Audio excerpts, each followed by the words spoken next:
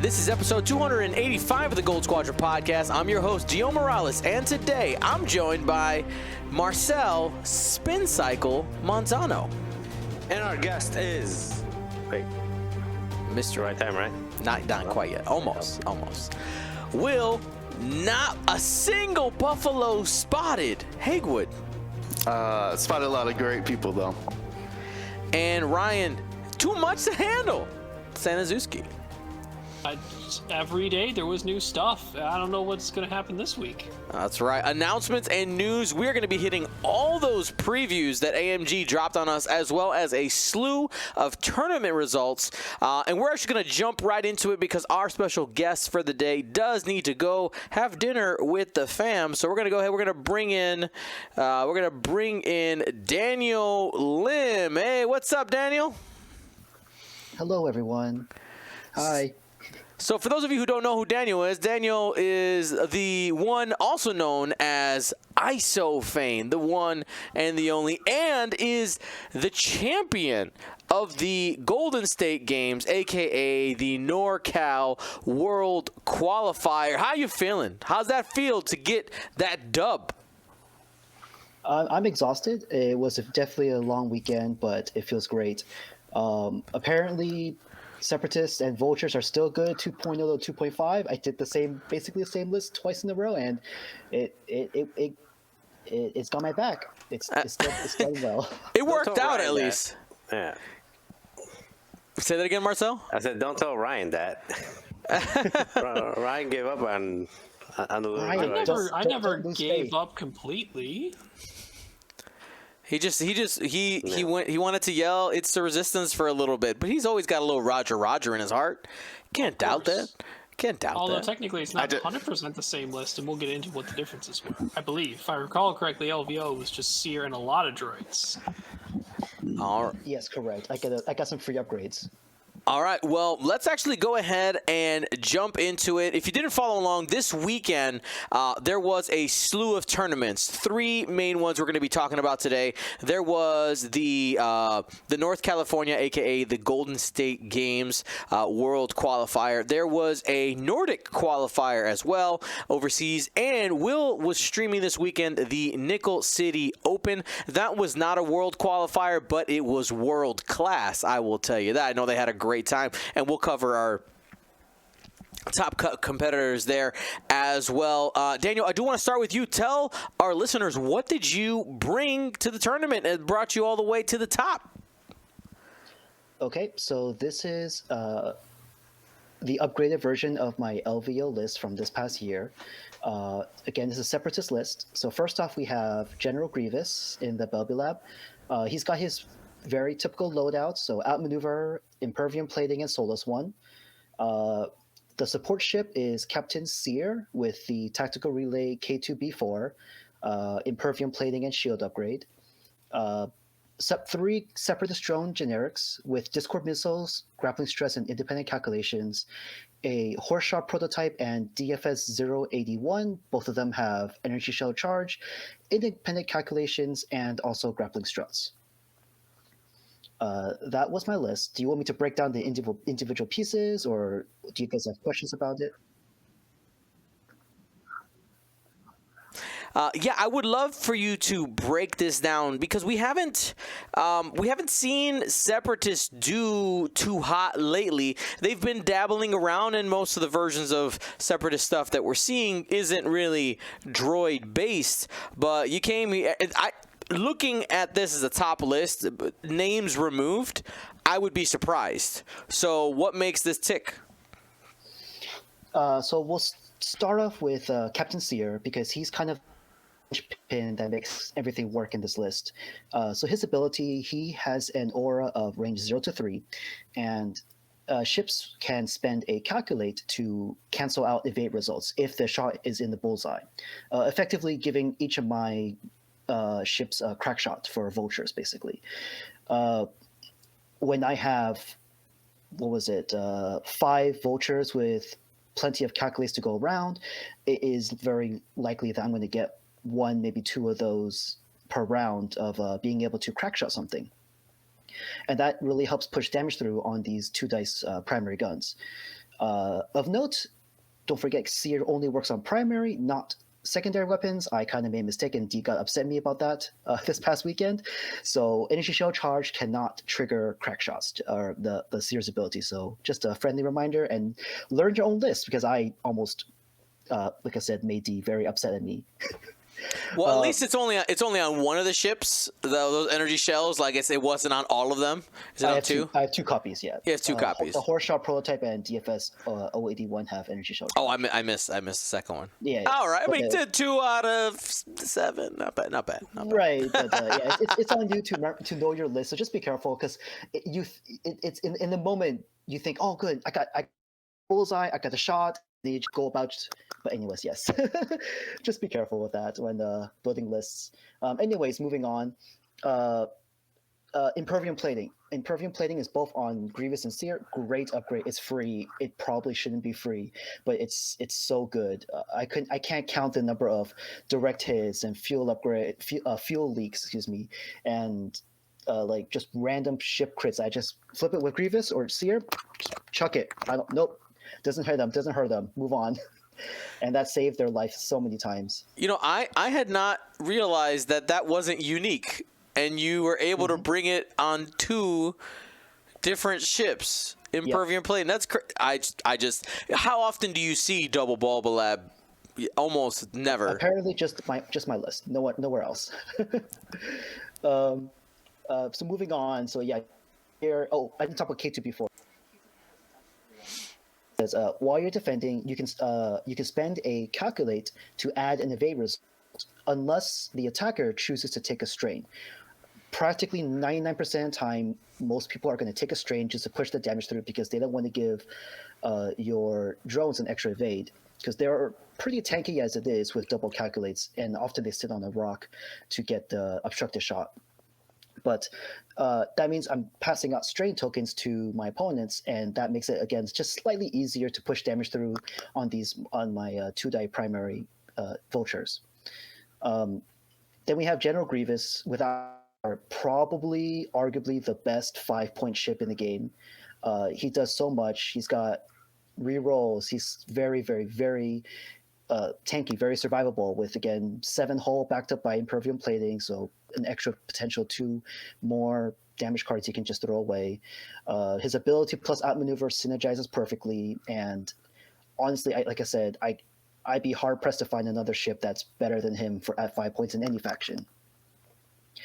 The 3 Separatist drones are very standard. Discord missiles did get quite nerfed compared to what they were in 2.0. The Buzz Droid tokens only have 1 agility instead of 3, and with being able to shoot at range range 0 now, people can just blow them up instead of them kind of hanging around forever. They still can save a droid, because people might shoot the Discord missile instead of shooting your droid, which means they're taking 1 less shot, which is nice. So they're more of a deterrent than as effective as they used. Here's a question: because of that range 0 restriction, did you ever make the decision to place it in the back of a ship just to get the damage? No, I always to the front, because again, I want to tempt people. Because again, if they're shooting a droid, imagine they're shooting their 3-dice primary gun into a droid instead of into my vulture, and that was almost always worth it. Like, it's effectively saying, I'll spend my calculate to launch a Discord missile to deny you an attack, which is, hey, great. That I take that trade any day. So even if I'm not getting that crit damage from the Discord missile, they're still shooting a droid, or sorry, not shooting another one of my ships. And at 7 ships total, I'm pretty much guaranteed to outnumber any of my opponent's numbers of ships. I didn't face any other 7-ship lists. At most, it was 5. No, I think I faced a 6-ship first order list, but I always had the number advantage. And with objectives, having number advantage definitely control objectives better. Is there a specific objective that you think your list struggles with, or maybe is, if you think that it's got it all covered, maybe one that is the hardest uphill battle for your list? So in practice, it depends on my opponent, of course. But controlling the satellites, the King of the Hill style one, Assault assault with at the the satellite, right? Because even though I can sit on rocks and control those points, if I'm against anyone with a medium or large base ship, they typically had control of that scenario, because the medium and large base counts as 2 ships now, and that made it quite difficult for me to take and wrestle points control away from them. I sometimes had trouble with the scramble, the transmission, especially against ace or higher initiative ships, simply because if I spend my action to flip control of the satellite, then their I5 or I6 comes over and flips control back, and I can't stop them at that point. But chance engagement is, I have plenty of bodies to deal with chance engagement. Salvage, I like salvage because again, I have enough bodies I could keep a droid out of the fight with 1 salvage token or salvage token, and he just sits in the corner and stays out of the fight, and he gives 1 point around. And I can actually have 2 vultures that do that, and it doesn't affect the overall effectiveness of my list too much. Now, team, do you guys have any questions about Daniel's lists? Ryan, Marcel, or Will? So, what gave you the most trouble? I would say Rebel, not necessarily Alpha Strike, but Rebel Beef with relatively high initiative. Was there a specific game or opponent with that you played against this weekend? Well, I mean, the other thing also is anything with like high initiative, Rebel Beef being one of them, just because both. It was my 2nd round opponent. I think his name was Michael. I'm really bad with names. I'm sorry, but he was flying Han Solo and 3 T-65 X-wings. He had what was it? The new Garvin, the new Jack Porkins, and also Colby. Oh, and yes. That fits nicely now. Yeah, we actually have him on our list of people to talk about because he brought those Battle of Yavin cards. And I thought I was going to lose that one. I think I turned around towards the end because I was able to take out the T-65s. There was no way I could take out Han. He just had too much health, and they were popping droids rather quickly. But that hurt. The one game I did lose was against Carson. He was the top 4 cut, and he was flying Vader, Howlrunner, Backstabber, Mauler, and Iden, a lot of the new Battle of Yavin ships. And again, in our Swiss game, he was just blowing up ships left and right because, I5 and I6 ships just destroy my I3s and I2s before I can do anything. And but I got him back in Revenge of the Swiss. Well, you got him when it mattered. Yeah. But yeah, it was a great tournament. I actually a lot of the opponents I played during Swiss made cut. I think there were like 3 of my opponents made cut the following day too. So it was quite a tough match going through it all. Oh, that means that you earned it, right? That's all that means. That just means you actually had to work for it. Nobody handed you W's, which is awesome. So, I mean, going into the tournament, did you have like any expectations, any delusions of grandeur going in? Were you like? I guess my question is, I know that you're a competitive guy, but was the goal to come away with a win this weekend? No, I never plan on winning events. That's what I say that. I did want to make cut. I think a lot of people in the competitive scene at their goal, they at minimum want to make cut to the next day and then go from there. But once you make cut, anything after that is just gravy. Mm-hmm. I mean, I would love to say that. Oh yeah, I plan to win the whole thing easy, no problem. Just repeat LVO like last time. Easy peasy, again. baby. But no, I don't. Never plan on that. All right, all right. Well, I know that you do have to go, but before you do, you have been. I mean, it's pretty awesome that you won. One of the other things that it gives you opportunity to do gives you an extra stage to talk about the Isofane initiative. I think we're going on to phase 2, aren't we?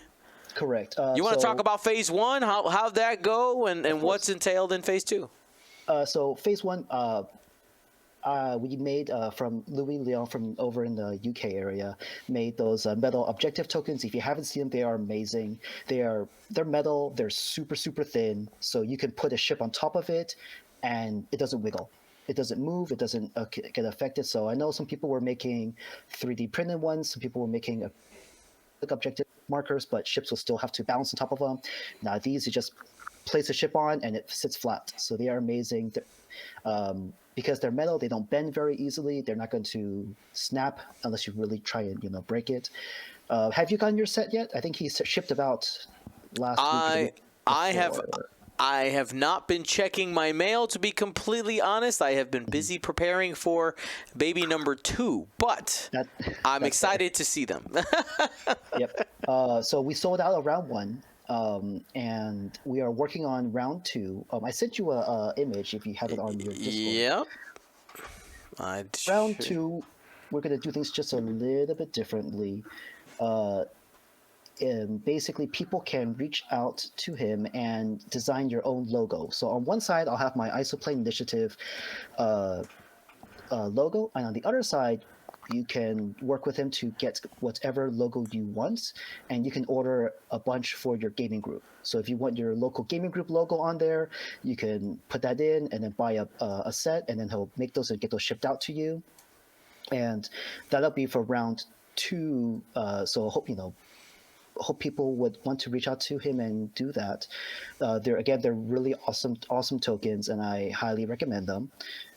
And then secondly, for those who were applicants to the Isoplane Initiative, deadline was this past weekend. So if you didn't put an application in, sorry, a little bit too late now. But I'm going to be working through that this week to reach out to people.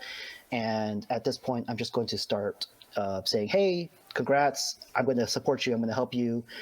How do you want your money? PayPal, check, whatever. However they want their money, direct deposit, and then I will send them money so that they can hopefully get their tickets and hotel, and they can get their travel plan sorted out now before it's too late and gets too expensive. So if you were an applicant, check your Discord or email. I'll be reaching out to you guys later this week for that. And since I won, I get a free ride myself. So my own travel costs get absorbed. Yeah. So, yeah, that's Yeah, I've heard of dice karma, but this is world's karma coming back at you. By the way. And then I don't know if it's appropriate to talk about here, but one of the prizes I won was that Naboo tray, the template tray. Yeah. So my plan is, I haven't figured out the details yet, but my plan is to put that up as a raffle to be like, hey, buy some tickets, and the winner of the raffle, I'll send this tray and template. It's the range rulers, the tray, and the templates themselves. So that'll probably be coming out soonish. I just have to work out the details how to do that because I don't know how to do that just yet. Yeah, no worries. I mean, it all supports the Isoplane Initiative, so 100% appropriate to talk about in the context. But yeah, man, that is absolutely awesome. And again, if you didn't catch that, if you want to support in Wave 2, you can get them in larger sets of tokens. Get your group together to order a set. Looking at the pricing here, a total of 50 markers is $200, 100 markers for $300, 200 markers for $500. One side will have the Isoplane Initiative logo on it, and the other side, whatever you want. And if you look at the fine print, it says like, hey, if you want to customize both sides, you can. It's just double the price. Like, hey, extra if you really want it. But listen, it's the whole point is to be supporting the Isoplane Initiative. So if you want to remove said logo from the Isoplane Initiative, then it will just cost you double, which is 100% understandable and hilarious that he thought of it and put it in the fine print. Yep. So yeah, support the awesome. initiative. If you want your own things, pay more for it. And then again, for what it's worth, as of right now, in terms of funds and everything together, I've gotten together around $12,000. That's amazing. And that's all going to be sent out again for hotels, for airplanes, for whatever people need.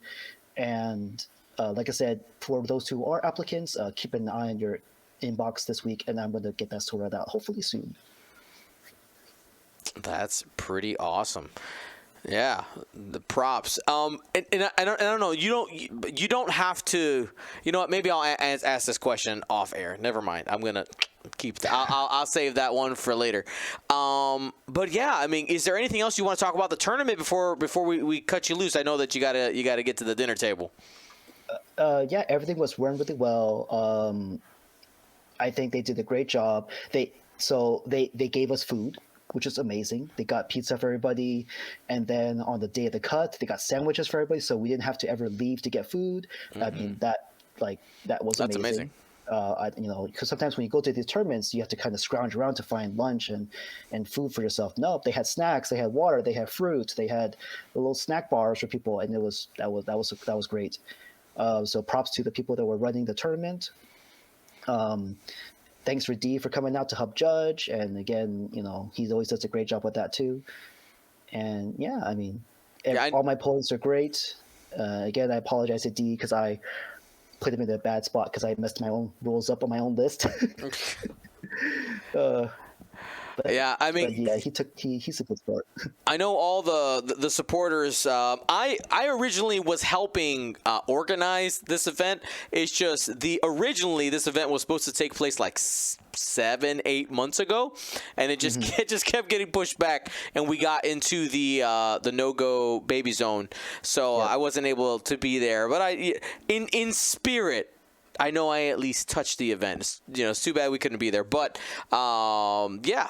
I am not surprised that it was ran well. And again, Daniel, congratulations. We'll let you go, but thank you so much for your time. And all you need to do to leave is close the window, or if you're on the phone, swipe up on the browser. Mm-hmm. All right. Have a good night. Bye. Have a good night.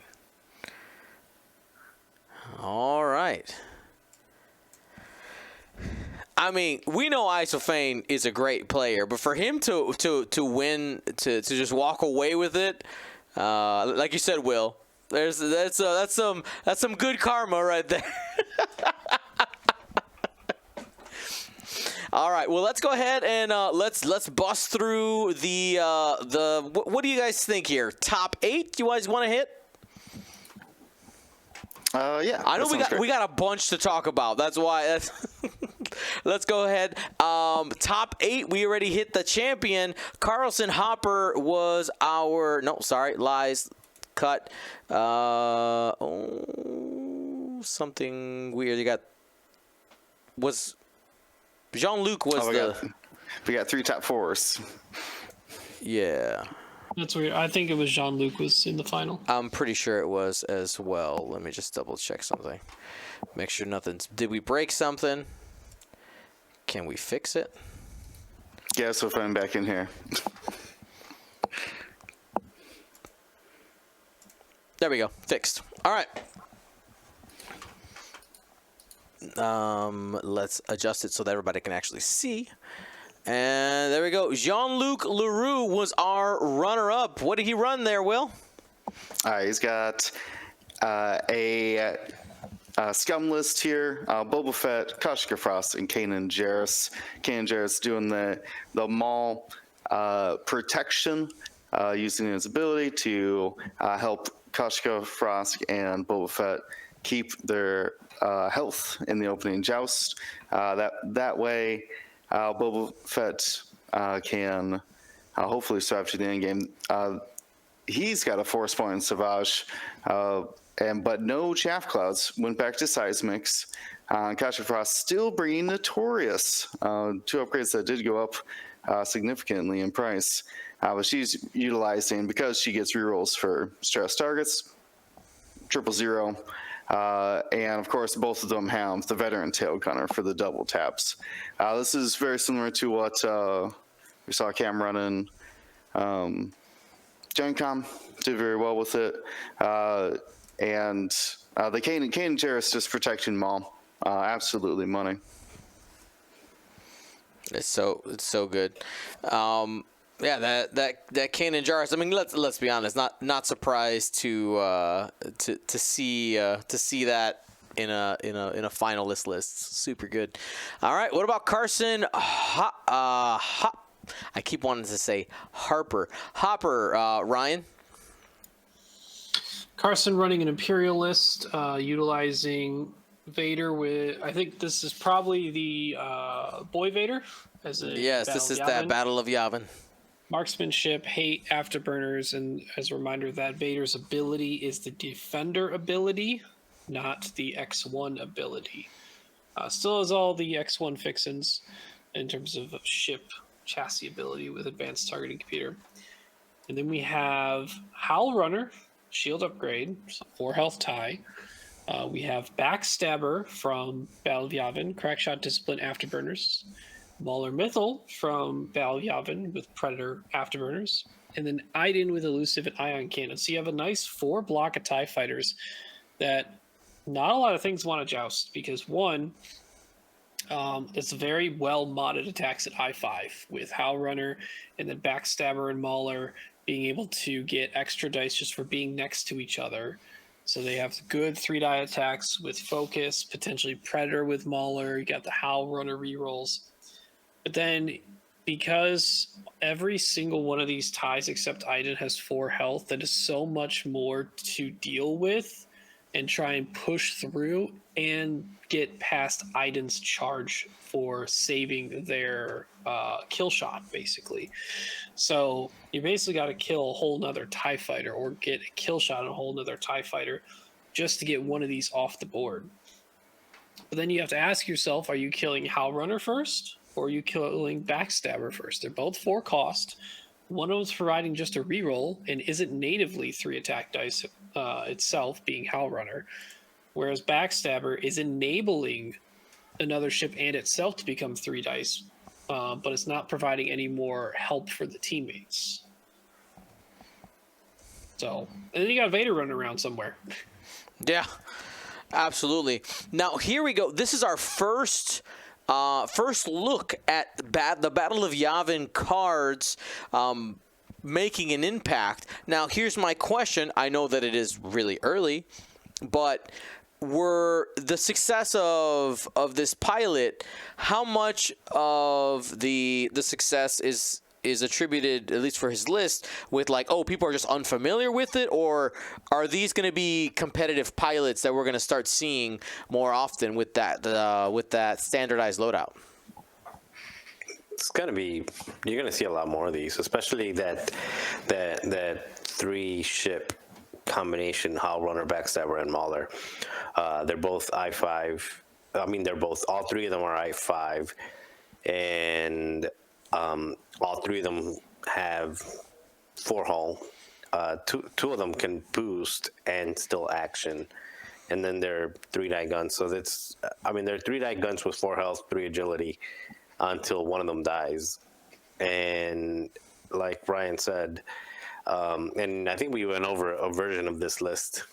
Not a version of this list, but a version that had a swarm that had those 3 ships in there. Mm-hmm. It's really tough to choose who you want to attack. And I'd even go, when you kill Backstabber or you kill Mauler Mythal, that doesn't mean you got rid of their 3-die gun. There's nothing stopping you from taking Vader and just parking them next to one of those, and saying, "Oh, well, I'll pick up the slack. I'm gonna be your wingmate now, or you're gonna be mine." And now your gun is 3 dice again.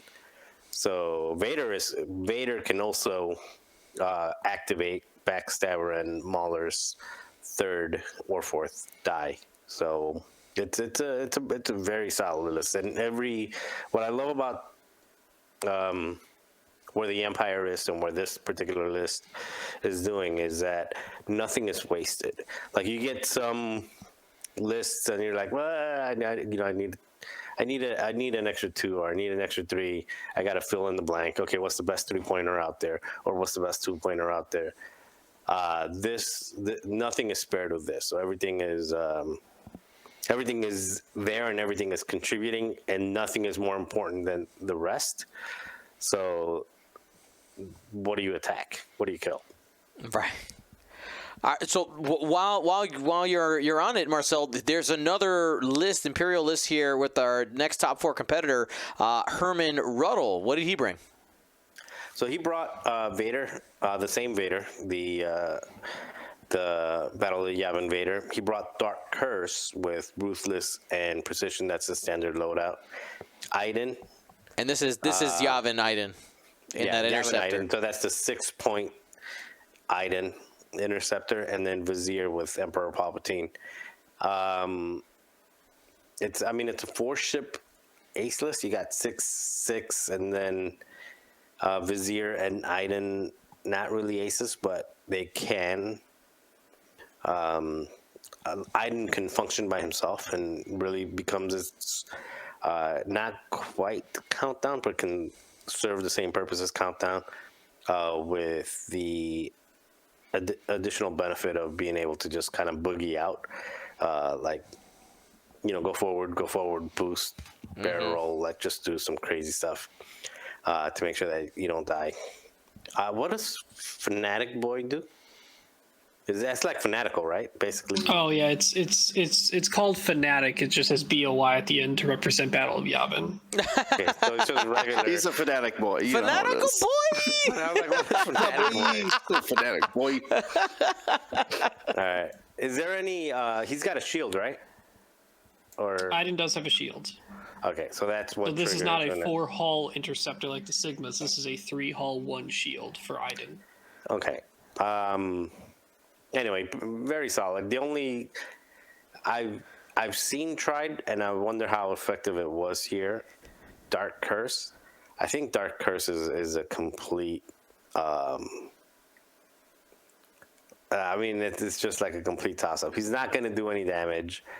He's hopefully not going to take any damage, but he's just kind of there for 4 points. Yeah, I really wonder in this list, because this Vader feels like your main offensive punch. Iden can bring some offense because she's an interceptor with 3 dice, a primary 4 range 1. You really only have anything fancy is Predator and Fanatic when that is turned on, but it's not like Vizier's pumping out any crazy offense either. Same 3-die gun interceptor. Vader is the best offense, but like in a 4-ship list, I would expect something that places this well or is this successful to have a more prominent offensive piece besides just Vader. If you know where I'm coming from, like this doesn't feel like there's enough offense to me to win most games, to be honest. Yeah, and that's I'm in the same boat, because for Dark Curse for 4 points you can get an extra. You just take Fair off, or Yeah, you can take Fair off. Countdown? You can take Countdown. We were just talking about Countdown. If you want to really big Countdown gun, you and can take- Iden. Wow. Please don't I put mean, those two this together. clearly worked in some capacity, so something's did. working. I'm just curious how. No, it got I have there. to assume Lionheart, I think, has it right on the money. Is that Dark Curse just go and get an objective, and yeah. Iden Versio is playing Soontir. Yeah, but Soontir with free evades every other turn. Yeah, but at the same time, while you're saying, okay, you're gonna go get the objective and just kind of hang out and hold that objective for a long time. Well, I mean, it doesn't. I mean, you don't. do You just have that with to a 2-point play a TIE wide flank. fighter. Yeah, like I don't know if I ever bring a 4-point ship just to be like, I'm gonna be your designated objective ship. Right. Like I'd rather take two Two academies, right? Or academies and be like- like, okay, now you're gonna be Like, I know Vizier has a good chance of dying by the end of a game, but Vizier is actually a great objective piece with Palp because Vizier can coordinate with its ability and not stress itself and have Palp be an extremely speedy crate carrier, medium base for assault, and low initiative. Low initiative if you want to get in the way of someone grabbing a scramble. So I mean, there's a benefit to Dark Curses being I6 then, and Scramble. Yeah, for sure. Yes. But then after that, like, it's not dark. Like, Dark Curse can grab a crate, but if it's a contested crate, someone else has to just grab it. Can grab it first. Granted, that means Dark Curse can look at him and just try and shoot him, or their wingmates can shoot him. Do you think it has something to do with the precision ion at I6, being able to choose your? I mean, it's a good trick, but again, it's not contributing on offense, No, and it's it's not not offensive, a support no. piece I either. mean, maybe. So It's shooting. It's time on target. yeah, but I mean, if you're I do shooting wonder how much 4 points for Ruthless was shooting, there's used. on a 4-ship list. I mean, if you're doing the Not a Vizier Reaper. thing where you coordinate and then just run into a ship to try to block, like to get them in the way. This sounds kind of niche, but I'm double checking Aiden's wording to make sure if her ability can be used against a friendly Ruthless. I think they had to be defending. No. No, it's just Or a take friendly damage. tie range 0-1 would suffer damage. You get a free Ruthless with Aiden, technically. So you're ruthlessing Aiden, is what you're saying? Or anyone at range guess. 1 of Aiden. Yeah. Really interesting. Okay. It's super niche. I doubt that was like a big trick to like, this is why Dark Curse does real damage. Like, not really. It's still just a TIE fighter. Yeah, because you're shooting first too, so you're gonna burn that Aiden charge at I6, which would be Yeah, not this ideal. doesn't sound smart. I don't know. Maybe we'll see more I don't know. evolutions of it. I We'll actually see saw more something people probably very similar flying to it. this. So I mean, it's an I6 ship, and people like I6. I'm not sold on it. On its you'd cost. I think backstabber every day? Huh? Backstabber every day? Well, I'm not taking Backstabber unless I have Without Mauler. Mauler, yeah. And I'm also not taking either one of them without Aiden. Because I that's get Darth Vader in this 7 list, points I mean, investment. yeah. again, 7 a points Reaper investment into or 2 a TIE Striker. fighters is a big deal. And I want to back up that investment by taking, unironically, 10. 3 more points of TIE fighter, but because that TIE fighter's Aiden with Aiden's ability. So True. Well, it sounds like we got even more Yeah. Imperials to talk about. That's why we're kind of staying on the subject, because it's Right, a big topic. As we continue here, Herman wrote. I mean, and obviously, no disrespect to Herman. He got to the top 4. We just don't understand how.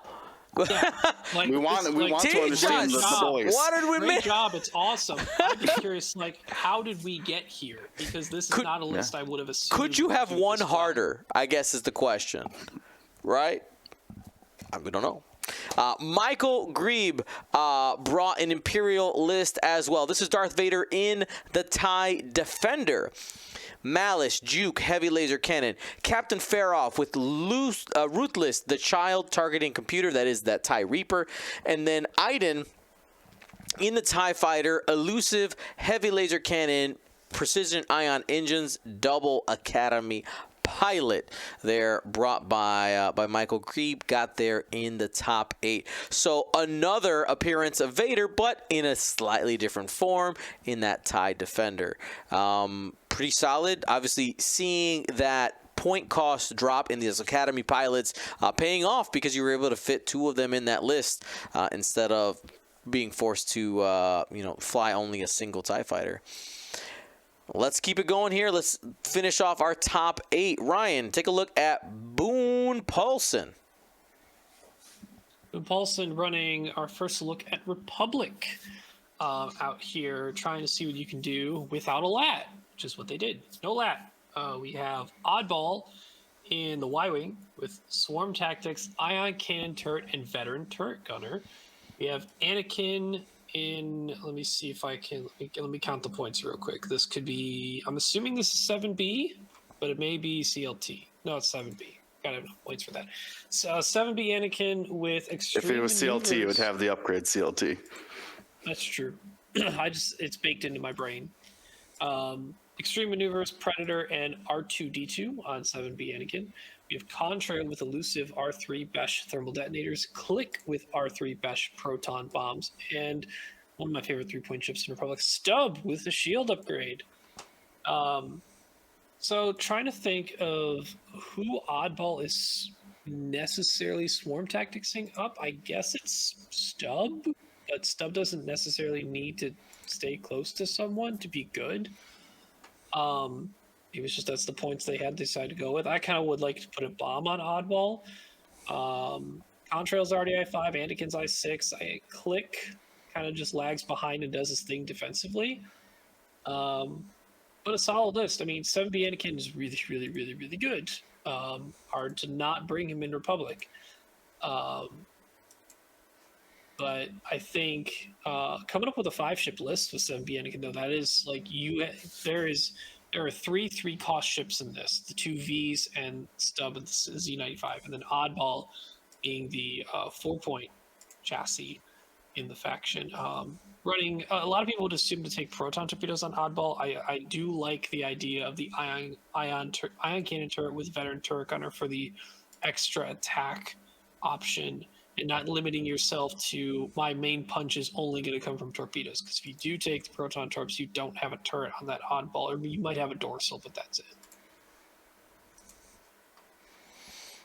All right, let's keep it going. We had the other LaRue, Paul LaRue, in our top 8 as well. Marcel.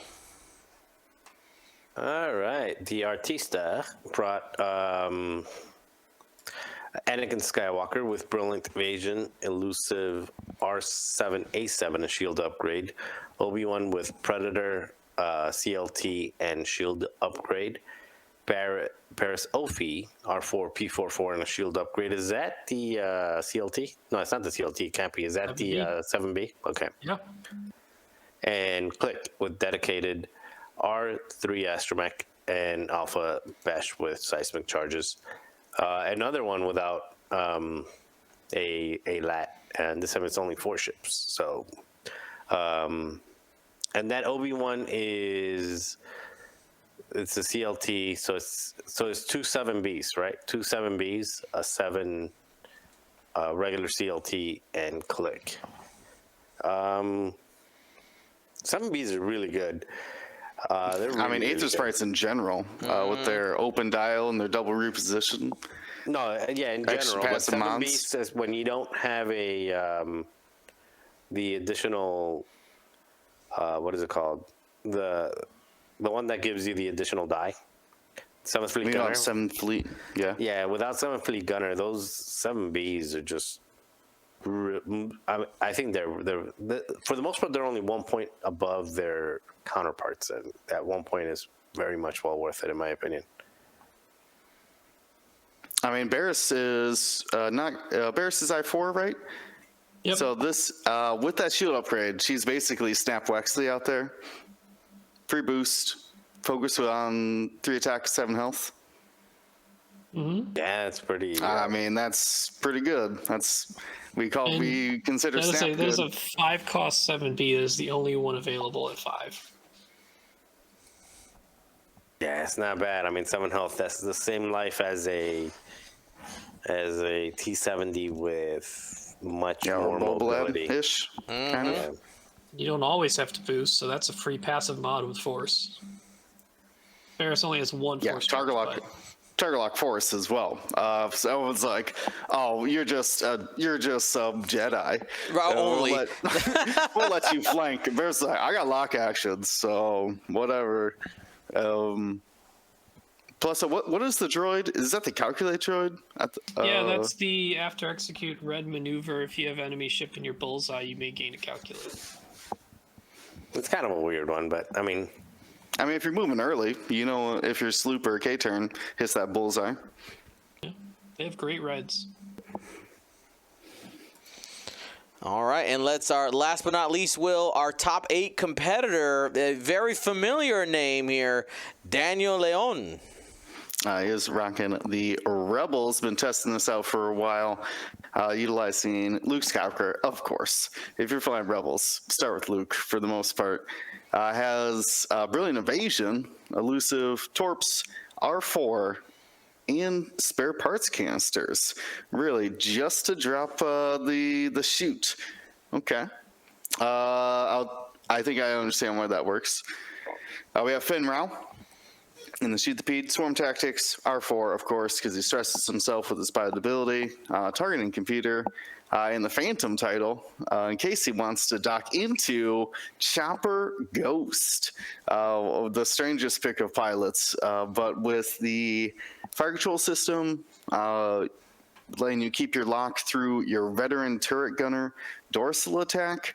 Plus, you still have Saw Gerrera, so you can, as long as you're getting lock actions from either Fen Rao or Aaron Kraken, you can always double modify both of your attacks. In addition to, I assume that might be why Luke has spare parts canisters. Mid-combat, Aaron Kraken lock drops, in addition to just Fen Rao regularly coordinating you at I6. Just drop all your locks off of Luke. Could be advantageous. We usually see him with R3 on Shattering Shot. He is bucking all those trends and taking a very defensive Luke with the Brilliant, Elusive, and those spare parts. All right. Well, that's our top 4. That's our top 8 for that Northern California World Qualifier. It is really cool to see some of those Battle of Yavin cards starting to creep up in there. You know, I want to see how they continue to develop as we get future World Qualifiers, as we go into Worlds. Especially, we're going to be talking about all the spoilers that we got. We got so many.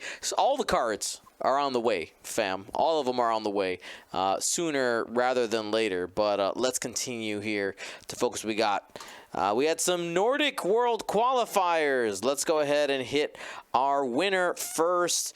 Johan H. Hofferberg brought Iden Versio, Elusive, and Ion Cannon. That Iden, I believe, is the TIE Fighter one, right? We have Captain Oiken in the Decimator with Ruthless, ISB Slicer, Darth Vader Crew, Agile Gunner, and Dauntless. Captain Faroff with Seventh Sister, Vizier with Emperor Palpatine, and an Obsidian Squadron pilot to round out the list. So 2 large base ships, a medium base ships, and a couple of TIE Fighters. That does seem pretty intimidating. Seems like it would be really good. An assault at the satellite array has enough chunk to get you through chance engagement. This is Imperial beef out there. So yeah, that seems pretty solid all the way around.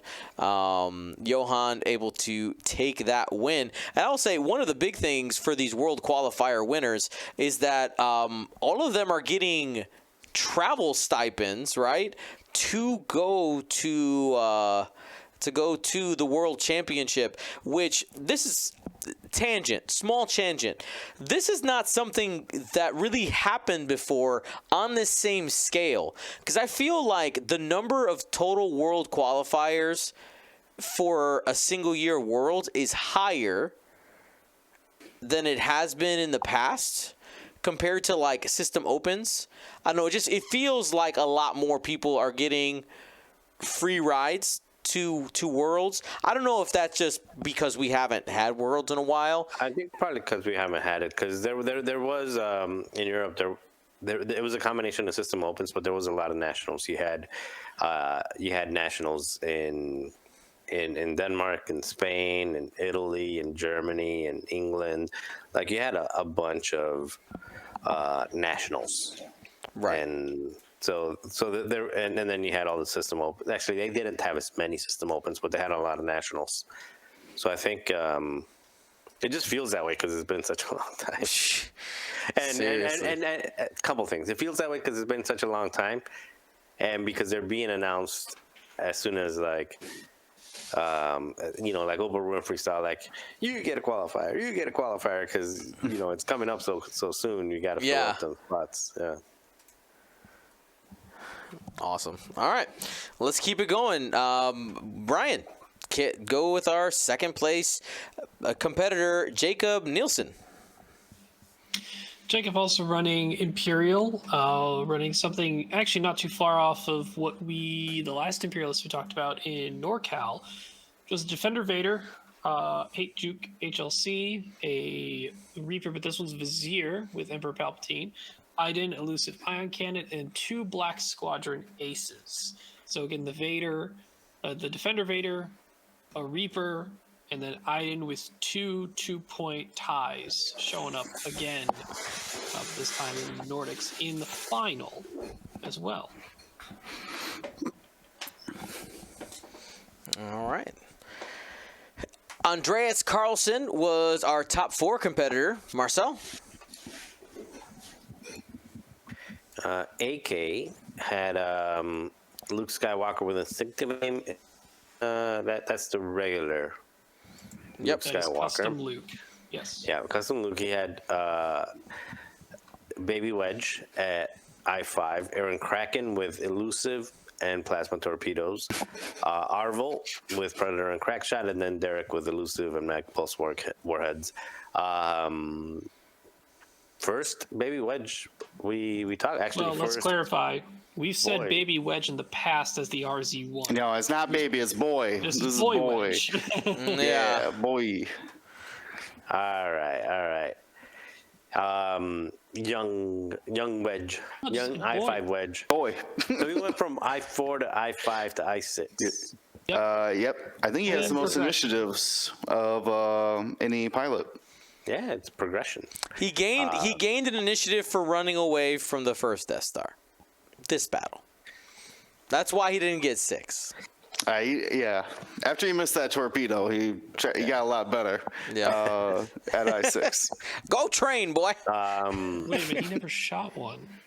Oh, that's right. It failed, didn't it? That's right. That's No, right. It was a wedge. He flew off. Yeah, That's right. It's like, you're no help here. Go away, is essentially what Luke said. She's like, Had I'm nothing to taking do my with saving I-6 his and life. going then. You do it. Yeah. I'll say, speaking of Luke, and when Marcel, when you were asking about whether this Luke is the Yavin Luke or the regular Luke, this Luke has instinctive aim, elusive proton torpedo, R3 munitions fail, safe and S foils. Yavin Luke has instinctive aim, proton torpedoes, R2D2, attack speed, which is not foils, but it's a free boost. It's not even a boost action, by the way. You can do that and whatever action you want to do. But you need to have done a straight, and it's only a straight boost, yada yada. It's basically it's a 5 or 6 forward on your X-Wing. Yeah. I personally think at the same cost, if you're thinking about bringing a custom Luke with instinctive aim and proton torpedoes already, you may as well take advantage of the Yavin Luke you get with the R2D2 built-in hopeful actually as well, and that attack speed, which you can still boost on that while stressed, by the way. Now, if you want to talk about, like, I want to bring an Afterburners Proton Luke, totally understandable. Like, that's a whole different discussion. But if you're already considering bringing instinctive aim proton torpedoes on a custom Luke, I'd be curious, and I personally think you may as well just bring Yavin. So can go over the difference again. So servo motors for attack speed, R3 astromech, which is double R2, locks, or R2D2. versus still shields, right? Shields for disarm token. Yeah, same thing. If I'm not mis- 2 charges, reveal dial, you may spend charge, gain disarm, recover shield. So and then what? Hope for elusive. Kinda, yeah. Hopeful, yeah. There's no other differences then? That's your trade-offs? Fail safe, but that's kind of. I mean, it's not bad with instinctive aim, honestly. After flying the Kylo, Actually, yeah, you're right. With Instinctive aim in. Yeah, you might be like focus blank. I mean, blank, it was like yeah. whatever. I'll shoot the 4 dice. Like maybe it'll be 3 hits and an eyeball. It'll just work out. You're not wrong there. With without that target lock, that munitions failsafe comes in probably a lot more handy. I don't know. I think they're comparable because that R3 also really works on false transponder codes pretty well. And I think false Well, that's a transponder codes are Or still just out there. if you're jammed, in general. No, but it still works because you can still, even if you're first, you can pop the false transponders and then target like a ship that you want to shoot. Wedge moving at I5 as well can then take that. So take to hit. clarify, you're saying because you have R3, you lock a ship that has false transponder codes. Whether or not player order, you're talking about locking a separate ship or locking the same ship. Well, it depends. If you have the initiative roll and you're going first, then no. If you're going first, then you target lock one, and then you have to target lock a second one, and then the one jams. But then your wedge can target lock the one that got jammed off. If you move second, then you can just target lock, pop, target lock again. So it's Yeah, still, I guess to clarify for people who may not be aware, this may have been said passively in the past, but it was ruled how R3 triggers and FTC triggers, they're pretty much the same timing window. So it becomes player order. So if the Luke with R3 is first player, the second the instance of getting your second lock would happen before the jam would even be applied to anything. So you couldn't lock a ship and then lock the same one because it'd be two locks on them before FTC would even trigger. yeah. So you have lock to lock both, and then something the separate. opponent decides which one they want to pop off. But if your second player is the R3 astromech carrier, you could lock the first one, use your first lock on the ship with FTC, pops the FTC because they're first player, and then you can relock them again because you don't have a lock on them, and you can and you have your second lock option. And long story short of it, I think there's a use case for it, but I agree with you. If you're gonna take custom Luke, there's afterburners, or go to like the trick shot, shatter shot, 6-die torpedo route or something like that. Just make it Or really even different. outmaneuver afterburners and not do torpedo. Oh, yeah. Actually, we've seen how well Poe does with that with the Yeah. outmaneuver. Yeah, not a bad call.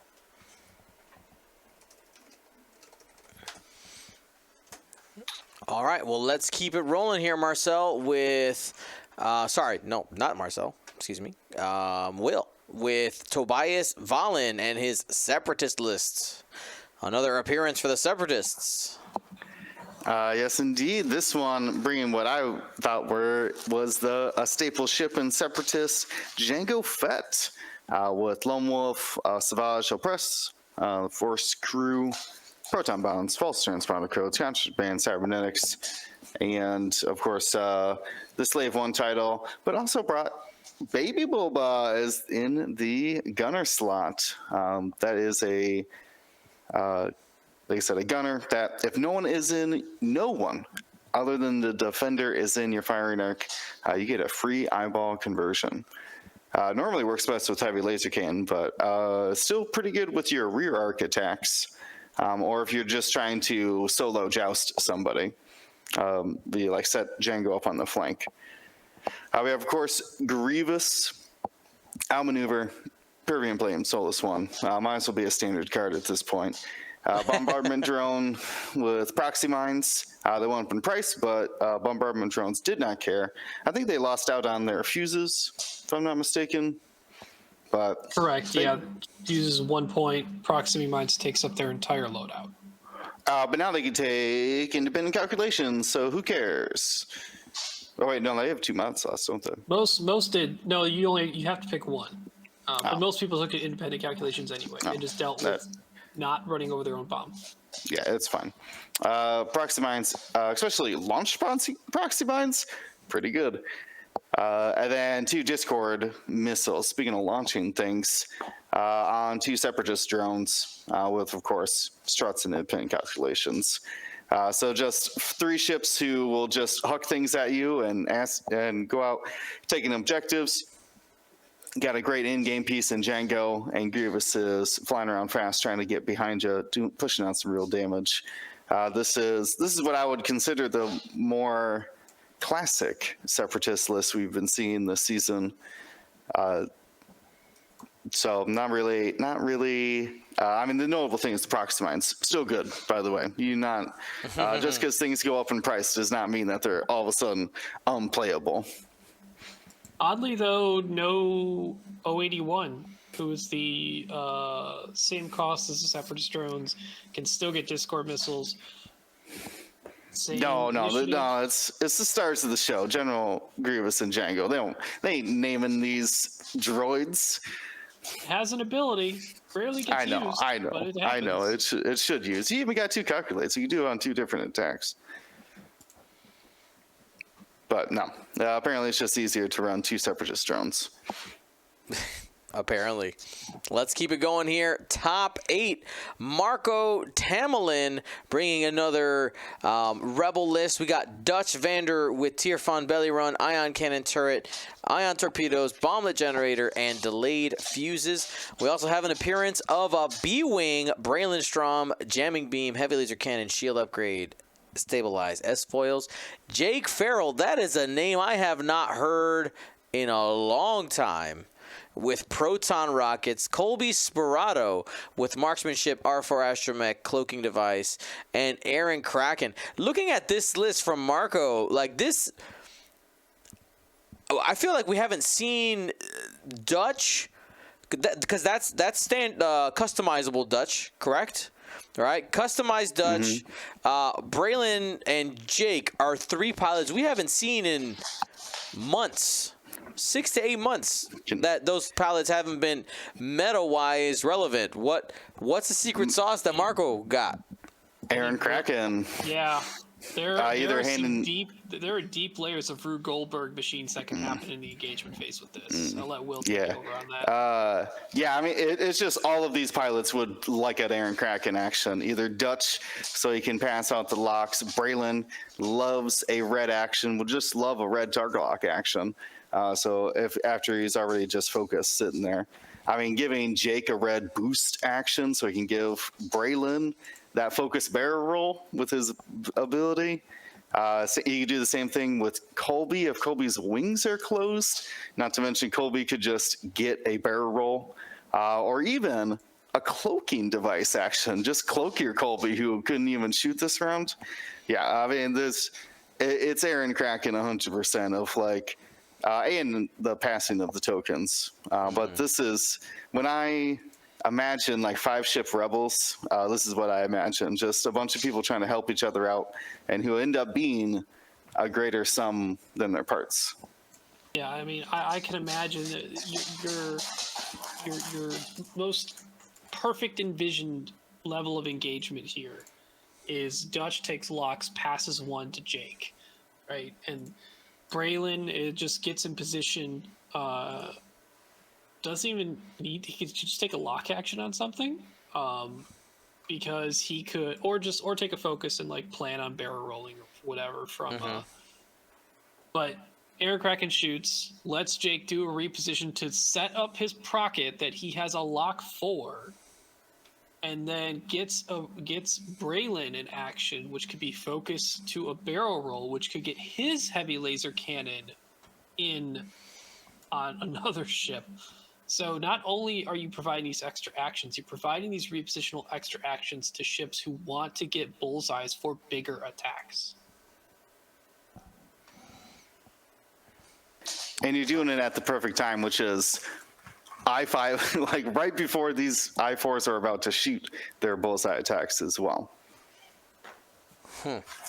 Yeah, you think Finn Rao is the best coordinator. Aaron Kraken's coordinating even later than him. He's coordinating in combat, which is, I think Aaron Kraken is a staple right now in he might Rebels. Be the best 3-point option Rebels. Yeah. To note, this list was top in Swiss originally. Oh, you right. I didn't notice that. Braylon catching people off guard, I'm sure. I was just like, you're shooting what at me now? You just shot your primary. You're shooting your heavy laser now. It's got stabilized S foils too. You put all that stuff Yeah. together with the actions and stuff. But yeah, I like, guess that would be their opponent's question. It's like, why don't you shoot in your heavy laser cannon? I have them near your bullseye, and they're like, just we'll get to it. We'll get There to it is. Please hold. Yes. Aaron Kraken will be with you shortly. Oh, we get there. We will get there. That is hilarious. All right, let's keep it going here with our other 8 position. Ryan, this is Sphere Bakili. Copy paste Jacob's list from the final. It's Defender Vader, Malice Juke Heavy Laser Cannon, Iden Elusive Ion Cannon, 2 Black Squadron Aces, Vizier Palpatine. They must either play together or came up to the same conclusion. That's But right. Go 2 ahead. instances in the top 8. It's good to note that, like, hey, it's not just that it didn't just happen once; it happened twice. Keep it going here with with Rowan Gothberg. Oh, continue with me. All right. Yeah. Old school triple ace Imperial, all I6. Wow, what is this? Excuse me? So we have Defender Vader, Malice Juke, Heavy Laser Cannon. We have Soontir Fel, Enduring Predator Shield Upgrade, and then Sienna Ree with Predator Shield Upgrade. You know what's a great way to keep Sienna from not stressing herself from shooting enemy ships? Just Making don't. sure she shoots first, Yep. Yeah. or shoots in whatever order you want, because you're all I6. I mean, very long time since we've seen a triple Imperial ace list do well in AMG wing at this point because of objectives, right? That's probably the one thing they get hurt on the most. All these ships want to reposition. Maybe Vader can live, Defender Vader can live without it a little bit. He really wants to set up that heavy laser cannon bullseye. So they don't like crates. That seems obvious. There's only 3 ships. Assault's not great either. I mean, you got Juke. You just kill the ship that picked up a crate. Yeah. So these ships are going That works for one round, but then, like, yeah, what do you do after that? Just keep these ships murdering are things. It's really fine. good at pounce. There's got to be a timing of really always threatening a ship that it wants to isolate that the opponent wants to use as an objective platform. So if they can reach it, which all of them have great speed, great repositional ability, they're going to make any objective designated ship on the opponent's list, it could be a nightmare for them, and really just threaten the offense that this list can output. Yeah, it makes their ace play a little bit differently because in a lot of scenarios you're going to end up playing against the clock. You're not going to win objectives, but you've got to kill things really quickly so you can even out the odds. So while they're going out there messing around with objectives, you're coming in to kill with. I mean, you've got Predator, you've got double repositioning to line those up. So it's usually going to be focused Predator, and Darth Vader is just going to automatically. So you shoot with Darth Vader first, you clear the tokens, you put some damage out, and then you finish them off with Soontir and Sienna. I think it's got the potential to kill ships. I mean, really mow down a lot of ships pretty quickly, but you have to be quick. You're not spending, 3-4 turns circling for that perfect engagement. You're coming in hot. You're playing. This is the Dale This is like Cromwell. You gotta go. You gotta this zoom. is like, this is like Fenn Rau Racing. acing out there. Just Yeah. come and blast them range, and that's an notch, right? One less person to defend against. Yeah. All right. Let's keep it going, Marcel, with our last top 8 competitor here, Peter Ellingson. Yeah. Go figure. Another Imperial list this time. Vizier with the Emperor Palpatine monarchy with Seventh Sister, Minister Tua, veteran turret gunner, proton bombs in the Dauntless title. Vader with Shattershot, trick shot, and collision detector. My favorite. Uh-oh. It's 5 dice or 6 dice. First engagement every single time. If you should be playing it right. So that is a very, very fun Vader. All right. So So I want to note one thing. go for it. There's no Battle of Yavin in this whole thing. Did they say it was legal for their event or not? It must not have been. I don't see it in the whole tournament. It might have been a TO Right, they got call. wedge. They got baby wedge, boy wedge. Yeah, wasn't there? No, That's no. right. There's Yeah, there was Yeah, a there wedge. was more wedge. Right there. Never mind. Okay. I was like, man, I didn't see. Oh yeah, you just gotta search for any boy. Yavin anything for like the longest time until you were right, that And the wedge whole- was in there. In the whole tournament, the there fact was that there was only no- 8 There pilots. weren't any Empire at all in top 8, nor potentially for quite a while. Yeah, which is kind of weird because I think Empire probably got the best out of the Battle of Yavin. Now, granted, all versions of Vader really good, either way. All right. Well, that was our Nordic World qualifiers. Will, go ahead and let's give some shout outs to our Nickel City folks. What was the name of the event again? Bombs. No. That beers? was just the just the play catchphrase, mat? if you will. It Got was it. officially the Nickel City Open. Nickel City. Not a world qualifier, unfortunately, but would potentially like to build towards it as their annual event. Go ahead and but, let us know. Let us know the top 4. What do we have there? Yes. And the winner. You should be familiar with them, Cam. Murray came down from old Canada. That's the general location you might be thinking of, but it was in obviously Buffalo. Anyways, came down, brought his Rook, Boba, Kanan list, swapped out the chaff cloud on Boba for a proton bomb.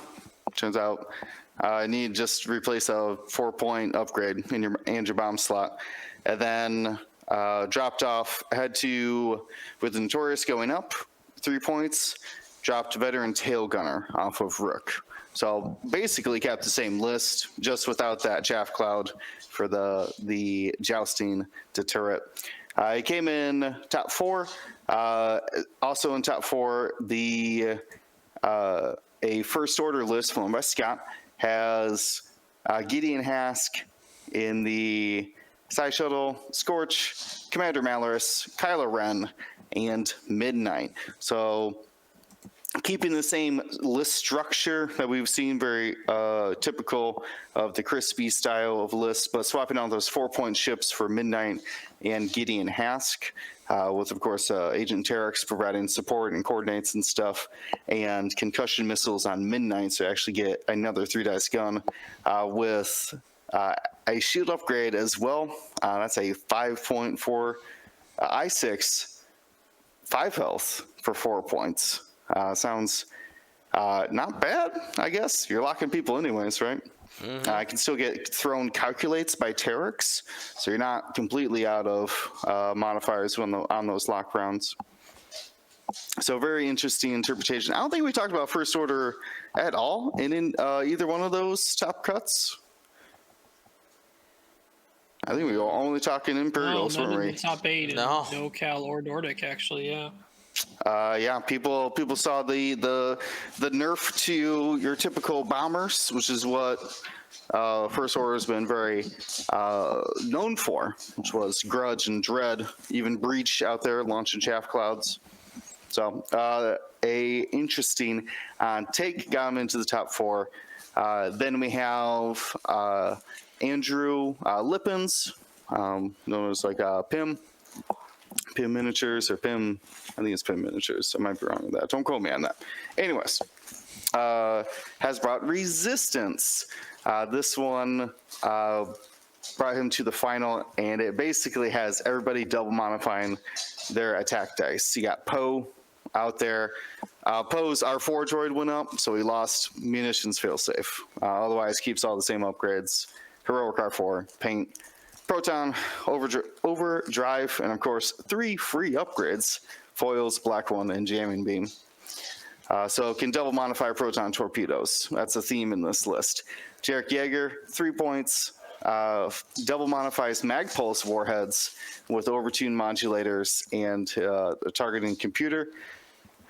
Then Jessica Pava, with her natural ability to spend her charge to reroll dice for friendlies nearby, has R2-D2 for even more charges and pattern analyzer, so you can even get a focus to double mod your dice while K-turning. Finn, with his ability and perceptive co-pilot, essentially has, 4 or 5 mods or so, depending on if his heroic and or predator trigger per round. So another person out there double modifying their offense. And then even BB-8 as well for 2 points with Chewbacca, which I guess is an offensive upgrade, but oh no, BB-8 has red lock, doesn't he? Ryan, you've done this more than me. Yes. Yeah, they have red lock normally, don't they? They only got 3 actions. Yeah, they have red lock. They have 4 actions. What's the 4th one? Calculator focus, red lock, red barrel roll, okay, well, BB. red jam. Oh, the jam, that's right. How could I forget about the jam? Zap, zap, zap. So in theory then, technically BB-8 has a 5th, but that's the system-based boost in its ability. Sure. But as well, even BB-8 then, with Chewbacca and red target locks, could be out there double modifying attack dice. And then that's what powered through Cam's list with the gauntlet and all that. Just Poe outmaneuvering Boba, and then everybody else just hammering red dice into Rook. So I can see how he pulled that off. Unfortunately, though, lost to maybe the most surprising list that we've gone over. 3 non-limited pilots and a single named pilot. We've seen, I think the only... Wait, what? Yeah. Limited? What? Let me... Non-limited pilots who are worth more than 2 points, which I think is the first thing we've seen in talking about all of these. Generics. What's the faction? It's First Order. Oh, is it the test pilots? Oh, of course it's the test What? pilots. The test pilots took it? Yeah, so 3 test pilots. Technically, all right, well, here's the real thing, is that technically Recoil is a test pilot. He just has like 1 more loadout, so he can take marksmanship, and I guess if he somehow K-turns, he could use marksmanship in all of his range 1. But he's not normally stressed because they're all utilizing sensitive controls, those system phase boosts and barrel rolls, and advanced optics. Because, I mean, you don't got the Force, you're not Kylo, so like your primary action is just going to be a defensive focus. But in this build with advanced optics, really flexes that single action that you're limited to be able to provide a lot of different uses by changing the blanks as well when you're attacking. And these ships were, you would think, oh, these guys are flying around like real nimble, you know what I mean? Maybe they're all like going out and just like crashing in and attacking somebody. Mm-hmm. He was playing the objective games with them. He got 4 objectives to 1, 4-1 round 2 in the final.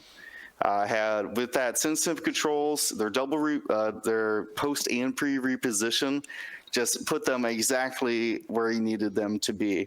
In I think all 3 games we had him on stream was just utilizing those sensitive control boosts and barrel rolls to put these silencers in just the perfect places. So, I mean, I don't think a lot of people like sensitive controls, but, man, they're really, really good. I guess, I mean, it's like I think about it like, do you want to be a striker where you're boosting before your dial?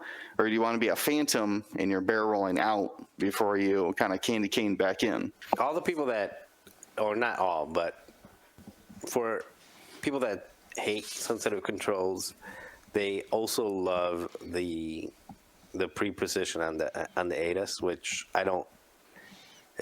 Like, why do you love it on the ADAS but not on the interceptors or these things? The ADAs don't have the option to keep auto thrusters. Right. Probably. Yeah. Well, the ADAs also have a lot better dial than, say, a stressed silencer who only has Correct. Yeah, because the two- ADAS hard is two not a and two bank. stressful reposition. It's a That's true, but the interceptors plus the silencers have a really good blue, especially the silencers better than the interceptors. They can just be intimidating out there because they could all of a sudden just boost towards you and 5 forward, or they could barrel out and 2 bank. Like you have a very difficult time judging how fast these things are going to be at any moment. so. Not to mention blocking. I did see him block a lower initiative with sensitive control, which was really funny to me. Ooh, dirty. Yeah, black communications. and they're not. I mean, 6 health, 3 agility. We had a lot of talk about. They have a very high floor. They're very hard to just like flop when you have good stats. I think my weird issue with this list and using the first order test pilots is if you're talking about really maximizing that pre-maneuver reposition, you don't have one of the most advantageous and cheap, powerful upgrades for the silencers. You don't have the sensor scramblers at all, which I played it towards the end of FFG Wing. A Kylo Ren with sensitive controls and sensor scrambler. Talk about ship being anywhere before the engagement happens or attacking from any platform. That's why I wonder. I mean, sure, there seems to be a decent amount of value being I4 right now or higher. There's a lot of ships that are being brought are that or higher. But if you're talking about getting these ships wherever they want to be, you had Rush, Avenger, both of those named silencers were available at 5 cost. That likely, I haven't looked at Avenger in a while to see its loadout, but though I know Rush. They all have more loadout than the test pilots. The test pilots still have the lowest loadout of the 5-point silencers. So. But they got the highest initiative, though. Yeah. Is that a bigger factor? Good luck trying to figure out where a sensitive control sensor scrambler silencer is going to be on its first turn of engagement.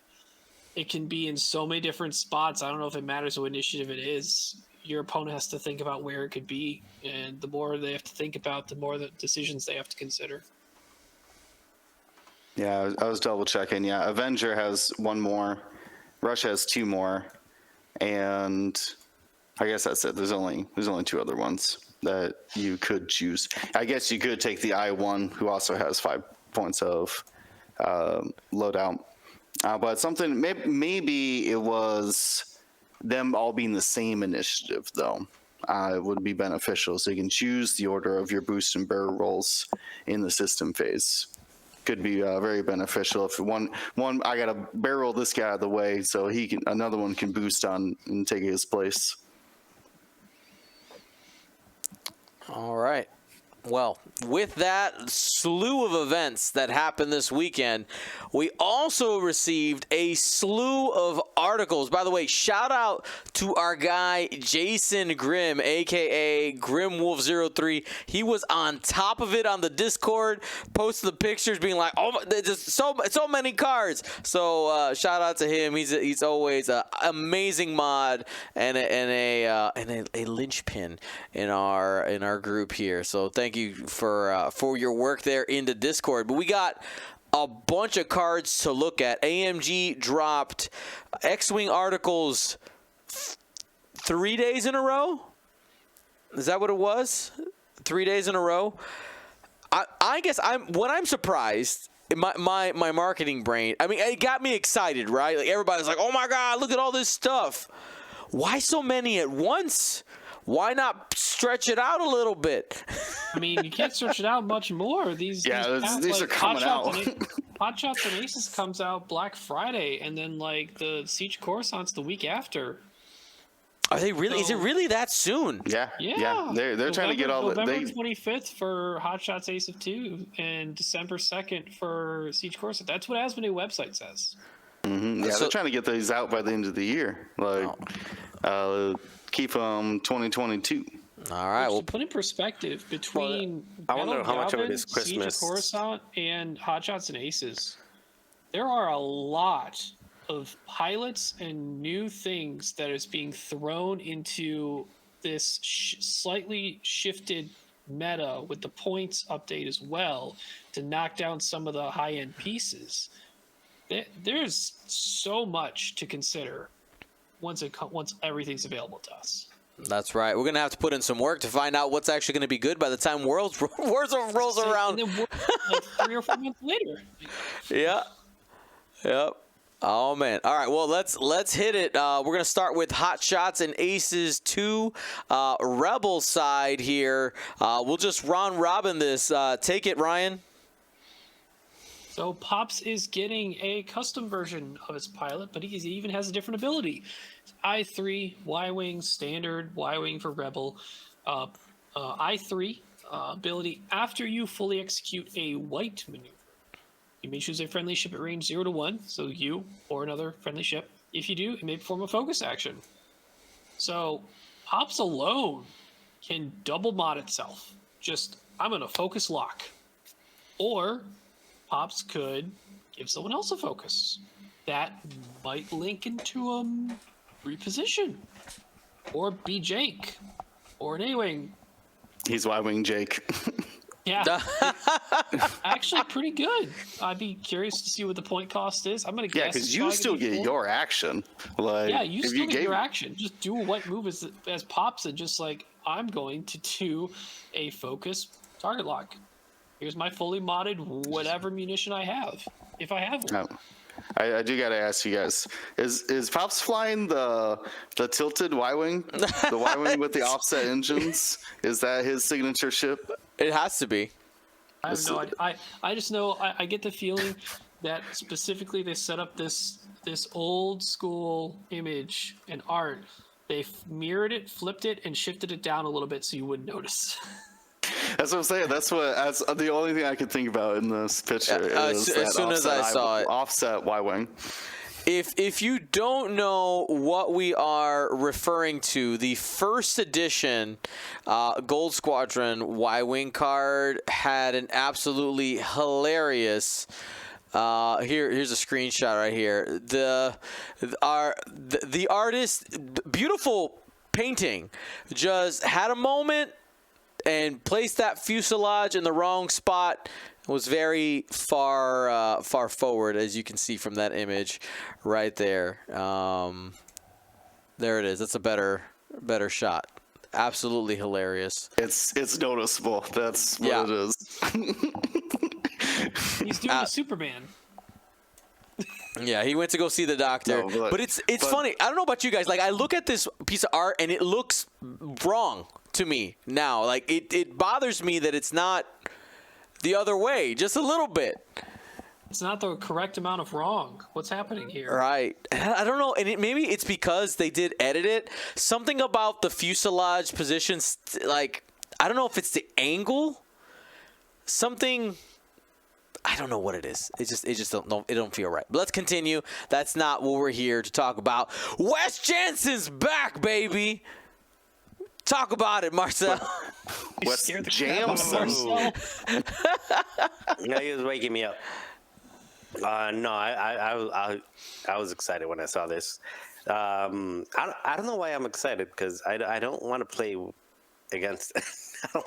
You don't like this guy. Yeah, if you're I4 or lower, be terrified of Wes Jansen. It does have. It's got. So let me read it first. So it's Wes Jansen, Initiative 5 X-wing, with 1 recurring charge. After you perform an attack, you may spend the charge to assign the defender 1 jam token.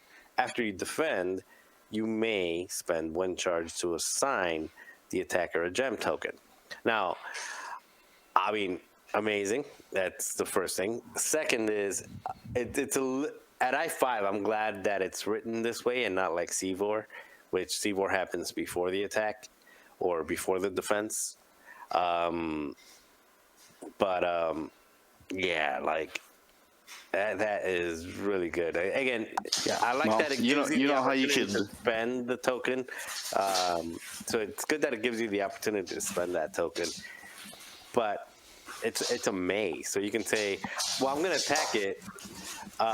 He's going to jam it anyway, so I'm just going to spend the token. It's like, well, I still have this charge. Now I'm going to use it whenever you don't. You know. So it's less like CVOR and more like Hotshot Gunner, which is after the attack. Yeah, I would agree. Unless Wes Jansen happens to have what do you swarm tactics? I was thinking snapshot.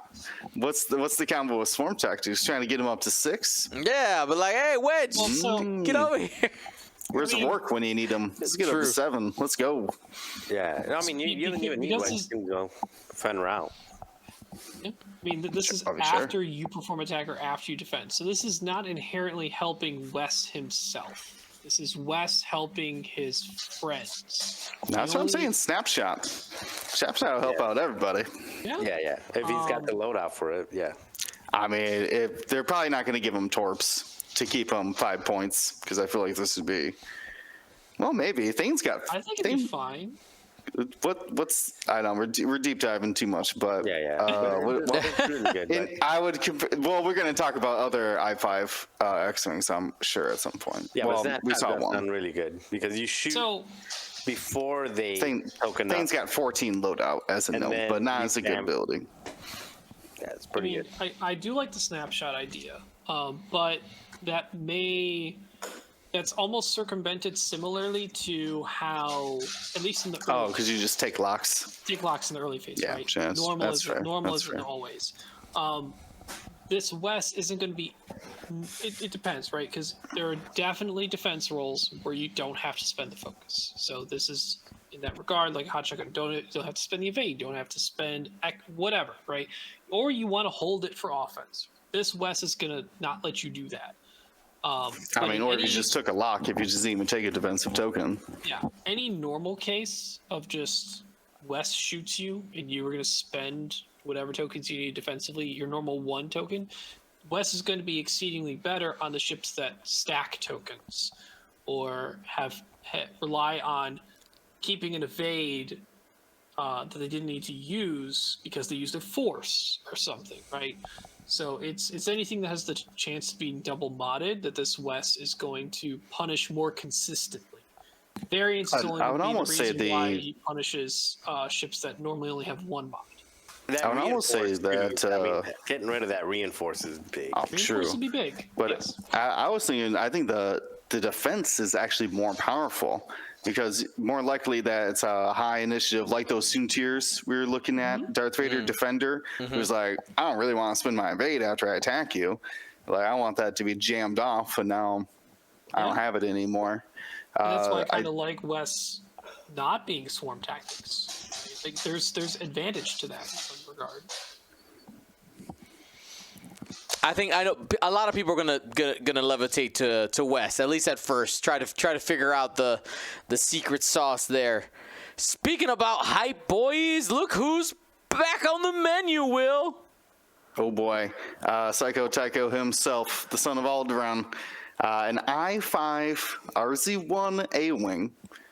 So of course has the linked red boost, but has the ability while you have 2 or fewer stress tokens, you may perform actions even while stressed. So you can't K-turn while stressed, remember. So you can't just be 6 stress deep doing whatever you want. Not that psycho anymore. But what it does allow you to do is that you essentially have like prime thrusters is what I kind of think about, or even just pattern analyze. So you have the best of both of those kinds of abilities where you're taking actions while you're K-turning and while you essentially have a wide open dial. hard threes, hard ones. I mean, all their straights are already blue, so not an issue. But has even more maneuvers it can do.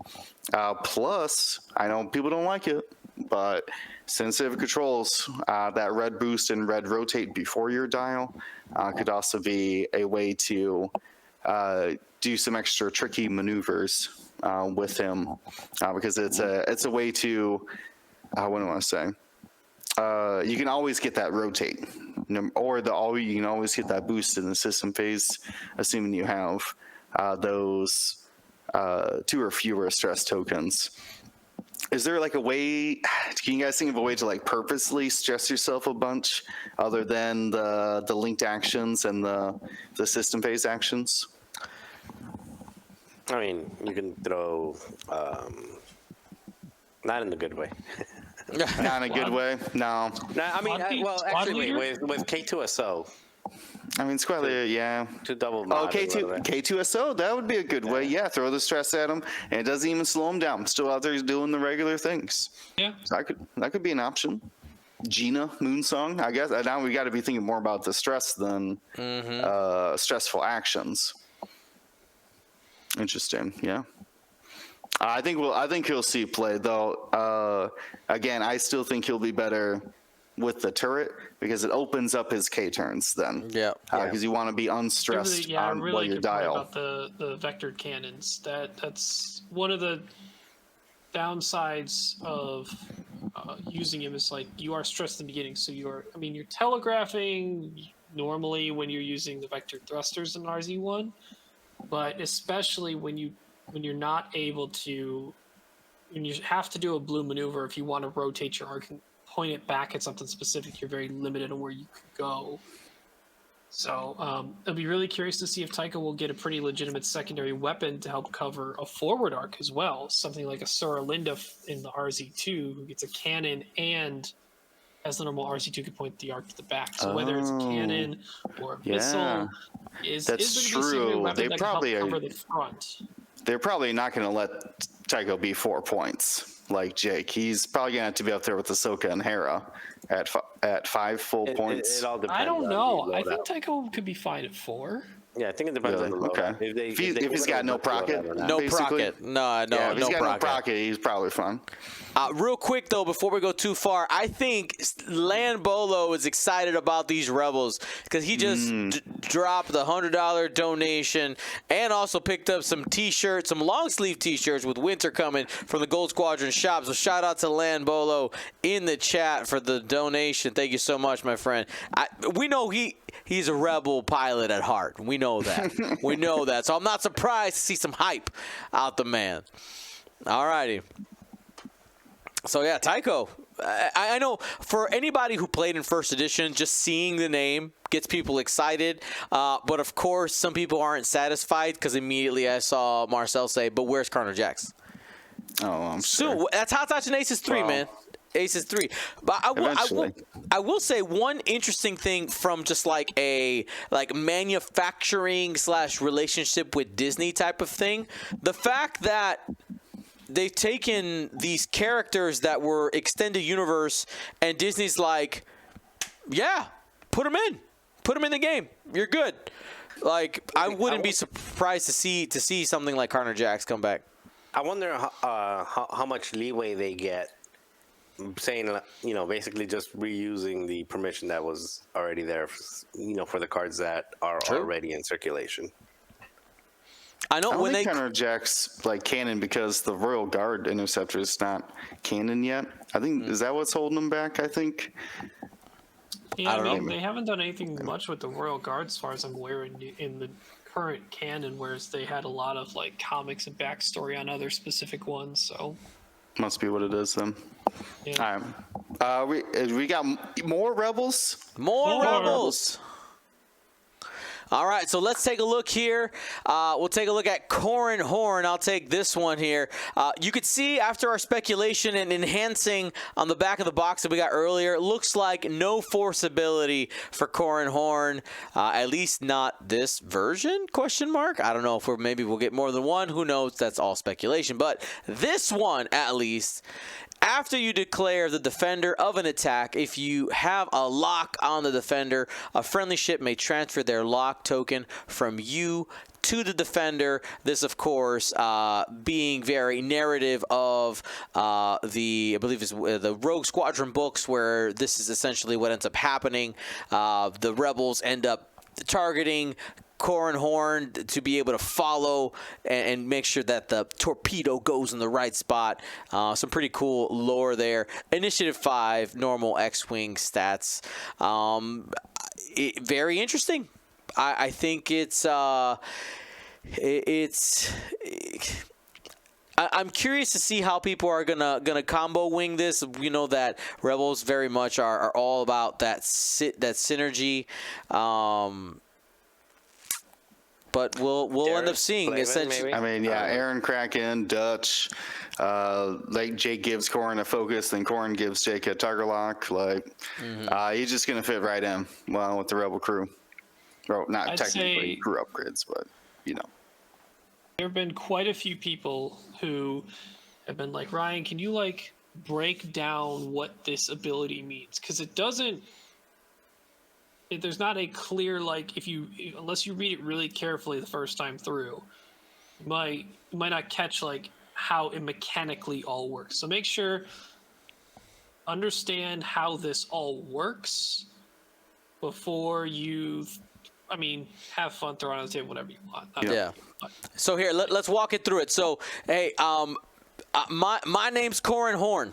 All right, my name's Corin Horn. Will, target lock me. I locked you round 1. All right, I'm Hera. I'm Hera friends. Syndulla, by the way. We're friends, okay? Yeah. Now, of course, we're battling against Marcel and Ryan, and I'm rolling up and say, hey, Marcel, I target lock you as Corin Horn, and then that target lock that Will put on me also goes to Marcel.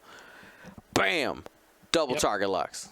And to clarify a potential question off of that, like, hey, wait a minute, it doesn't say like Dutch where you get to ignore the range restriction for acquiring because it's not acquire, it's transfer. That ship is not reacquiring, it's just transferring. It's locked. And this ain't like they still acquire it. You had to acquire a lock. You acquire it, but you don't have to take. It's not an action. You don't have to be within range in order to get it. You definitely do, 100%. Yeah, you'll get the lock, but I'm saying like the word acquire would normally mean you would have to be within your normal range 0 to 3 bubble. That's what we're saying. No, Like you have to acquire that lock when it's transferred to you. I don't think so. No, 100% with Hera. Look at Hera's ruling. She has to give it to someone who can acquire it. But does it say transfer? Transfer is the act of acquiring. No. To get a target lock, you need to acquire it. What is Hera's actual? So transfer. let's Transfer. This we'll is the put a debate. pause.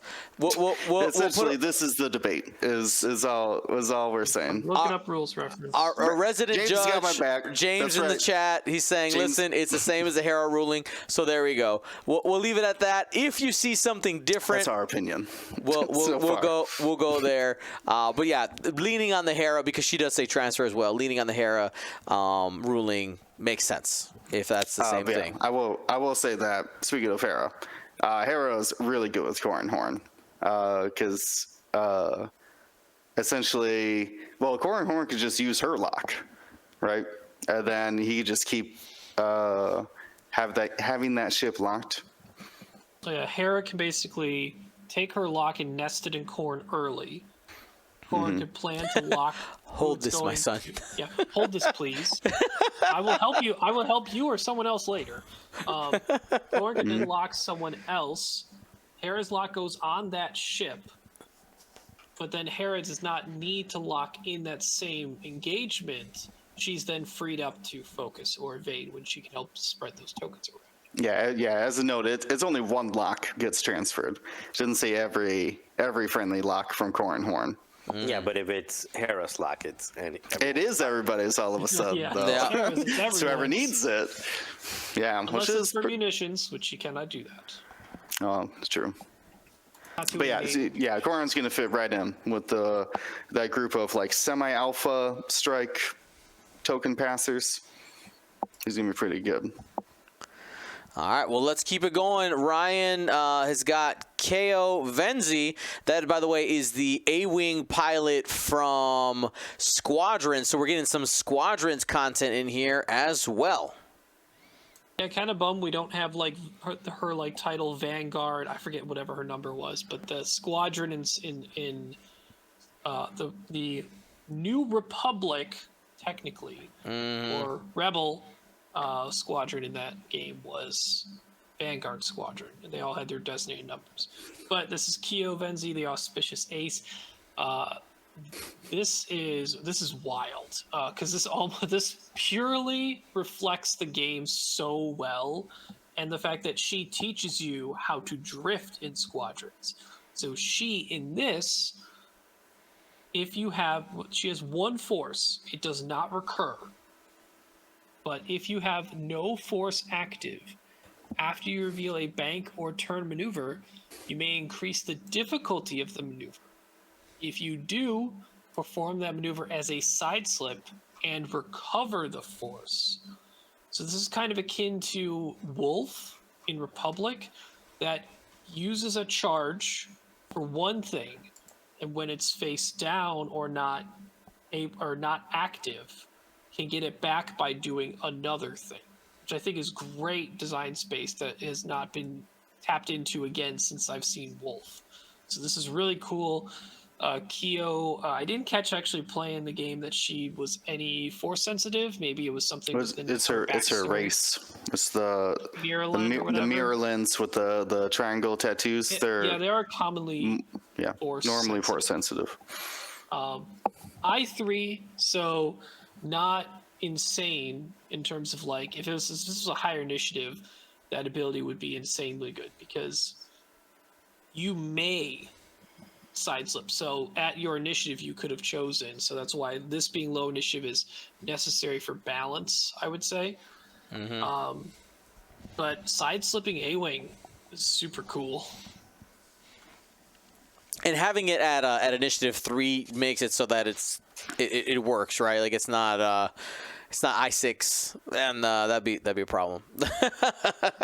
Yeah, I'm gonna either just do my 2-turn to the left or side slip. So like you're going from doing a 90-degree turn that way to like, all right, I'm gonna take myself and go back like 5 straight and be pointing the same direction. You can side slip boost. Yeah, I mean, you can side slip focus boost. What I want to add on top of that, you can side slip focus extreme maneuvers boost and use your force. And you get side slip next round. Yeah, because you would get it back after finishing the maneuver. Yeah. You get it back after finishing the now, maneuver. Now, it does increase your difficulty, so your hard 2s are white while you're slipping with them. So you would end up without an action if you're taking those linked auto thrusters. Yeah, but I think it's the only way to deplete your own force outside of an attack. If you think outside about of attack, it, yes. If you think about it, if you don't stress yourself and you're riding around, you spent your force somehow, and you're not stressed, extreme maneuvers is the only way you could do it without someone just shooting at. I mean, you just spend it on dice. Like during the course of the game, you spent your force. Yeah, sure. Someone shot at you and you used it on defense. You can side sloop or side whatever they call it. Target that regenerates your force, and then target lock boost, and essentially you've got like a calculate. I mean, you could just boost. hard 2 white slip lock. Shoot a missile. Well, I mean, we're assuming slots, but whatever. RZ2. But yeah, hard 2 slip, lock, double modified torp. Hard 2 slip, double modified torp or missile. Yeah. So pretty versatile in my opinion. A quick see. note, because I see people asking. Kyo does not recover their force at the end of the turn because there's no recurring arrow. That arrow must be there in order for it to recur. And I believe this is now our second instance of a non-recurring force. We first had the child, which has, I mean, it will end up recurring, but has no arrow. This is the first one on a pilot, which, if you remember, this is now probably a year and a half ago, something that when we were talking about design space, we mentioned this as a possibility someday of why couldn't there be force users that just, you had, they kind of dabbled in the force, or it's something like their race where, they kind of can touch the force once in a while, but it doesn't make sense for them to have it every turn. And here's that representation. Yeah, something like they could have made Battle of Yavin Luke have no recurring. He can only recur force through his ability. Right. That kind of as long as you have a way to still like recur it outside of just the end phase.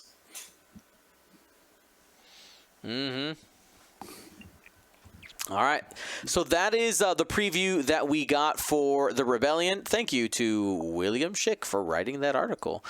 Then we got the Siege of Coruscant. The Siege.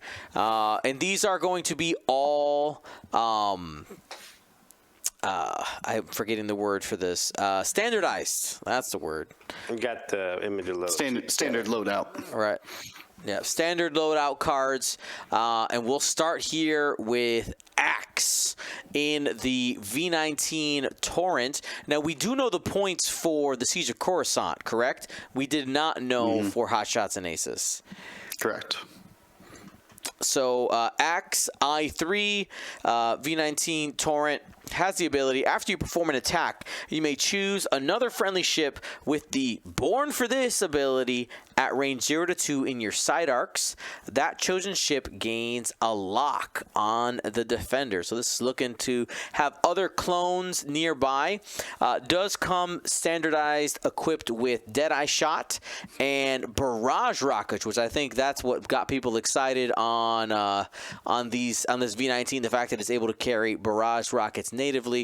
If you're not familiar with that, it is a card that very early in second edition was really popular, a 3-dice attack missile. You had 5 charges. You have to have a focus in order to fire it. Had some built-in reroll possibility if you have people in bullseye, but this might be a staple for the Republic, this V19, which we haven't seen very often, and it's has an extra health, doesn't it, as well? Yeah, you have more or less the stats of a T65, 3 attack dice, 6 health on 2 agility, but you also can just share your focus or evade token with either your ability or Born for This, so you're halfway our coordinator as well. I think that's pretty good. You're kind of Garvin Drace, the weirdest Garvin Drace. And indirectly Garvin Drace. Yeah, I mean, he's got a 4-point loadout in standard. Oh man, standardized loadout. Boy Garvin is worth 4 points, so it seems on par with that. There's a bunch of Born for these. I mean, these are basically. This is their. Born for This is on every single clone in this pack. Exactly. So it's the the calculation, the separatists, they're sharing that at range 1. As long as they're not strained. Yeah, as long as they're not strained. But if you look at the droids, at the vultures, they typically only have if they're sharing tokens, they're at range 1, and they probably only have 1 token unless they have Kraken somewhere in there. So they're only doing that ability once. Here they're doing it once, unless you have Hound, which then they're doing it more than once. Actually, sure. I don't know how you double token them anyway. But anyway, you'd be double tokening up on these other ships. It's more likely there's a bunch of one tokens around there, but now those 1 tokens are either focuses. I mean, well, this evades. I mean, Axe is halfway Hera. If you could coordinate and get focus evade on Axe, it's everyone. Oh no, I agree. I agree. All of them, they're just basically sharing their focuses, or even you can just evade on. It's only on defense, so that's true. Exactly. You can just take But the evades and then when Axe attacks, you could huck somebody. A so I token. mean, you're potentially, if you want to just be mean and rude, you can invade with all of them, and just have a bunch of them rolling around evaded, and feel like, okay, I'm gonna. Well, a bunch of be them. You invaded. say that though. There's only 2. What's the other one, Only 2 Dion? torrents. Only 2 torrents, but then you also have there's only 2 torrent. The the- only evade action comes from the torrents with Born Okay, Blades. well, it's still 2 of them. That's not bad. And But who, I mean, who do you're we, giving up your barrage rocket, but I get it. But still, it's good stuff. And- It's really good stuff. who do we have flying in that other torrent, Ryan? If Kickback, who got for now an initiative upgrade, I say for now because For we saw now. that with Dutch. Ooh. Yeah. There are multiple instances where you've seen this article, the back of the actual pack. Yep. Features Kickback at 5. So hopefully it sticks. It's Hopefully cool. they That- change the Photoshop layer on the tile too. You know Doesn't even get it dialed. that errata. He got forgotten. You know Like, that errata oof. on Dutch was because they messed up the tile. Yeah. That wasn't we accidentally changed it on the card. No. That was done I'm pretty sure intentionally. they were excited to get Dutch at 5. Right. I was excited to get Dutch at 5. I would say that really opens up his coordinate potential with those locks. But So- anyways, Anyway, we're talking about kickback. go- now. go ahead. Kickback, I5 torrent. This one's 3 points, by the way. Still 6 hull. Did not lose out on the hull for the points. Does not have barrage rockets though. You have diamond boron missiles, so it's a lock-based offense, but you're I5, so should be easier. Munitions fail safe, perfect. Not a great shot. That's it for the upgrades, but ability-wise, it's a little different, I believe, than its original. After you perform a barrel roll action, you may perform a red lock action. That's his normal ability. I think the next part is what he doesn't normally have. If you do, before you perform the lock action, you may gain a strain to treat it as white, which is really cool. So that Kickback isn't locked into that lock action being red after the barrel roll. It could be white. You're taking the strain, so you can't share any green tokens, which leads into this. And I believe this will stand. I double checked with a couple other judge people. But this ship natively has a barrel link into a red evade. So you can do after you perform a barrel roll action, you may take the strain to treat the lock as white. But that's not a linked action. That's his ability. That's true. This is not a linked action, though. That's true. The It actual just linked says action is perform a red barrel. action. Correct. The linked action is barrel. So you can say, I'm doing my barrel roll as part of my barrel roll linked to red evade. But after you perform the barrel action, you can trigger his ability, and as long as you take the strain, you can still do the red evade. So you can end up strained, evaded, and locked. I guess that checks out. Yeah, because like Jake. If you're using that logic, then you can, because of the way that actions, The ability queue basically the ability trickles queue in. works. You can barrel roll, target lock, evade, and end up double stressed. If you don't want the strain for whatever reason. Well, you couldn't do the red. Yeah, strain and stressed is what we're saying. No, No, I don't think you couldn't do- perform an action while stressed is what that comes down to. Correct. Right. Even if it was in the ability queue, you couldn't do that. What you can do though is wait on that linked action, very similar to. I was gonna say Jake, but I guess his isn't a linked action. Is there another example of that? Like interrupting a linked action? I'm not sure, but one of the things, though, if you do end up doing that, that strain, is that you will not be able to trigger Born for this, right? Correct. Yeah, that be evade turned is off. just for you to use, not for your friends, unless someone shoots you, and you don't have to use your evade, and they shoot off your strain. Now you're not strained anymore. Strain doesn't last a whole round if you get shot. That's true.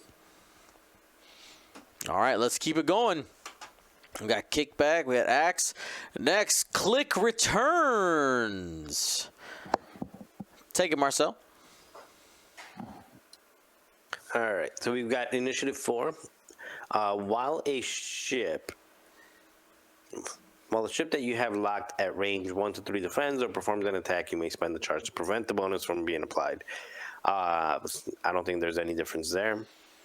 But it does have the Born for This, the Born for This ability or whatever you call it.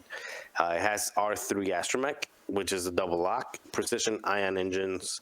Before you execute a K turn, you can speed 1 to 3 K turn. You can spend the charge to do it as a sloop instead, and then the Besh basically. You can the Ask. I'm sorry, not the Besh. The Ask, which is spend 2 charges. They're recurring. And if you do, your crits become ion tokens instead. Click is what on without being. You're both 3. Is that what you're asking? Yeah. So the difference is you can't bring bombs, and you get Born for This instead of probably dedicated, I guess. You get So a you're shield. probably getting rid of. Oh, you get a shield upgrade. That You get a is shield. This is a 5 significant. Yes. Okay, 2 significant.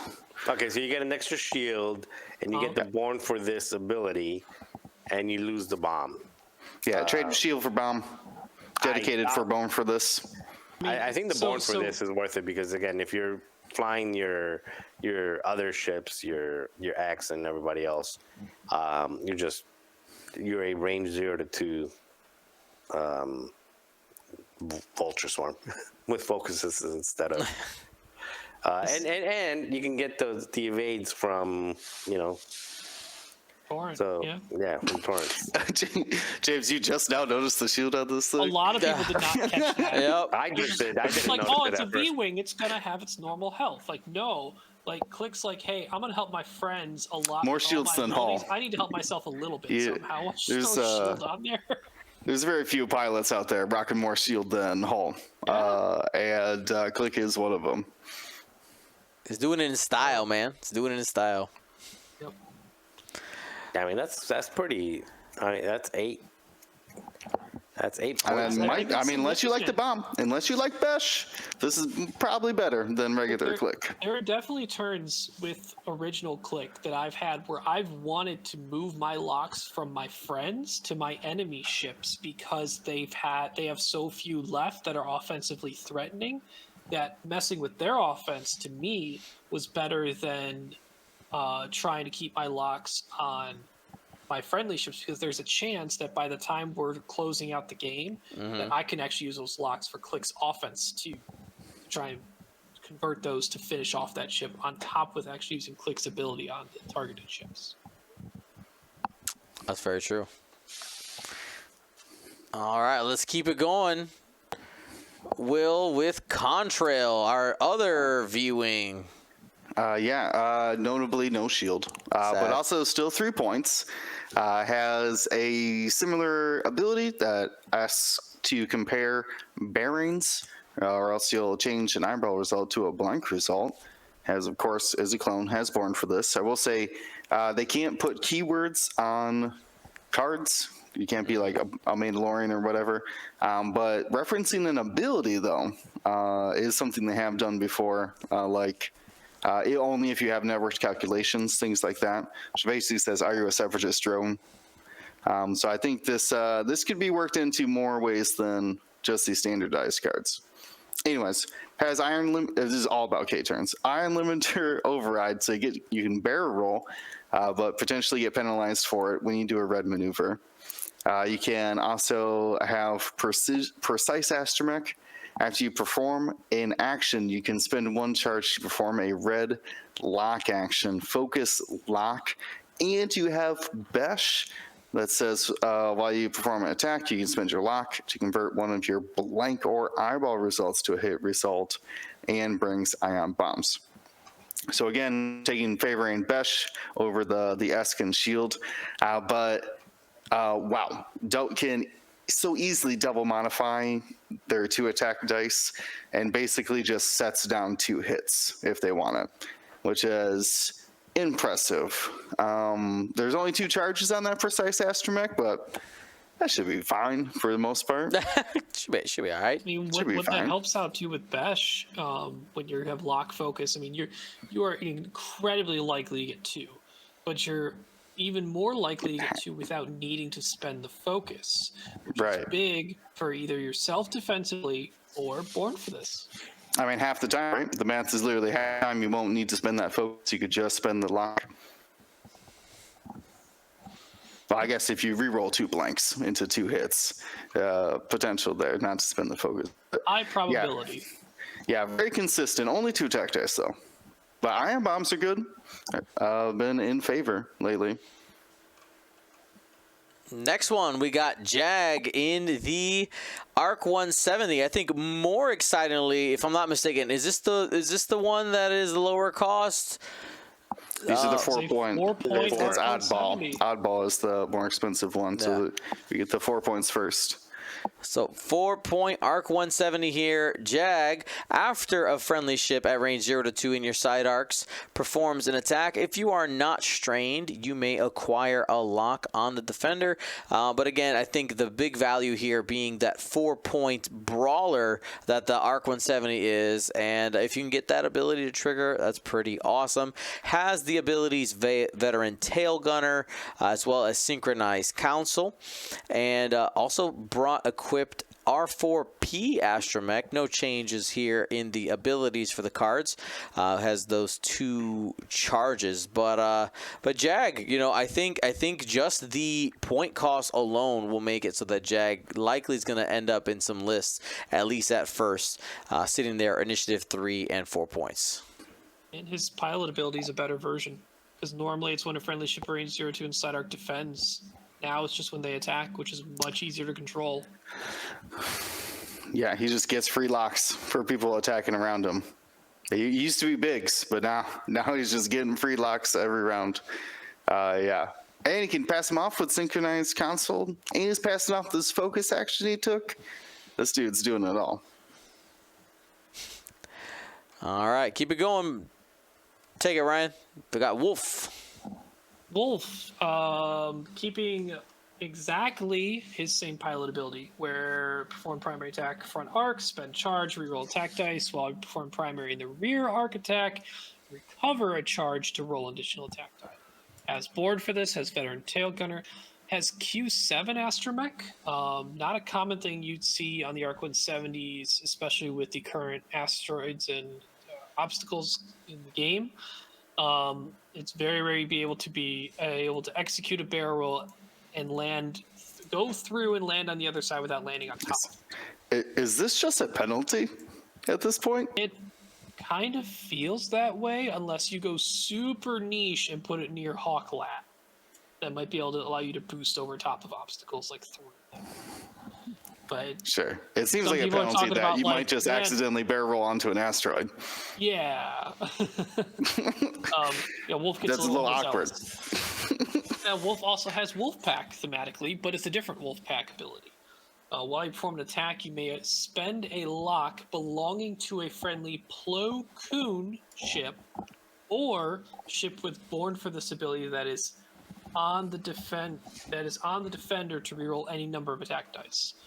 So basically any clone with Born for this or Plo Koon that has a lock on enemy ship, Wolf can use it similar to how a rebel ship could use a lock from Hera. Is Jag after? Jaggers, I think, declare. What do you mean, for his ability? Yeah, Or could Wolf? scroll down a little bit. Yeah. Trying to combo Jag and Wolf? Yeah, after friendly perform. No, Performs after after. attack. Yeah. But if Jag had happened to lock that ship and then Yeah, if we have another initiative 4 or something on there, yeah.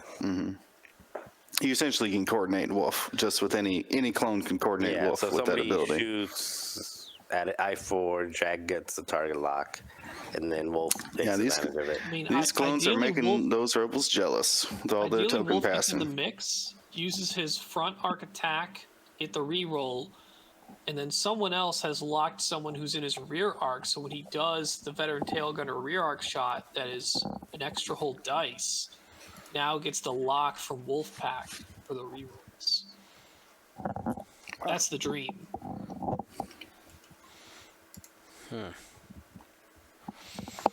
We'll see. We'll see. These Arc 170s, I'm Yeah, nervous. get used to Jag and Wolf, especially both of them together. They coming. Because that's not going away anytime soon.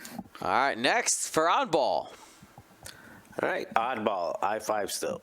How many oddballs are there now? Like 5 or 6? This is the 5th one. Yeah, it's nuts. That's odd. Torrent.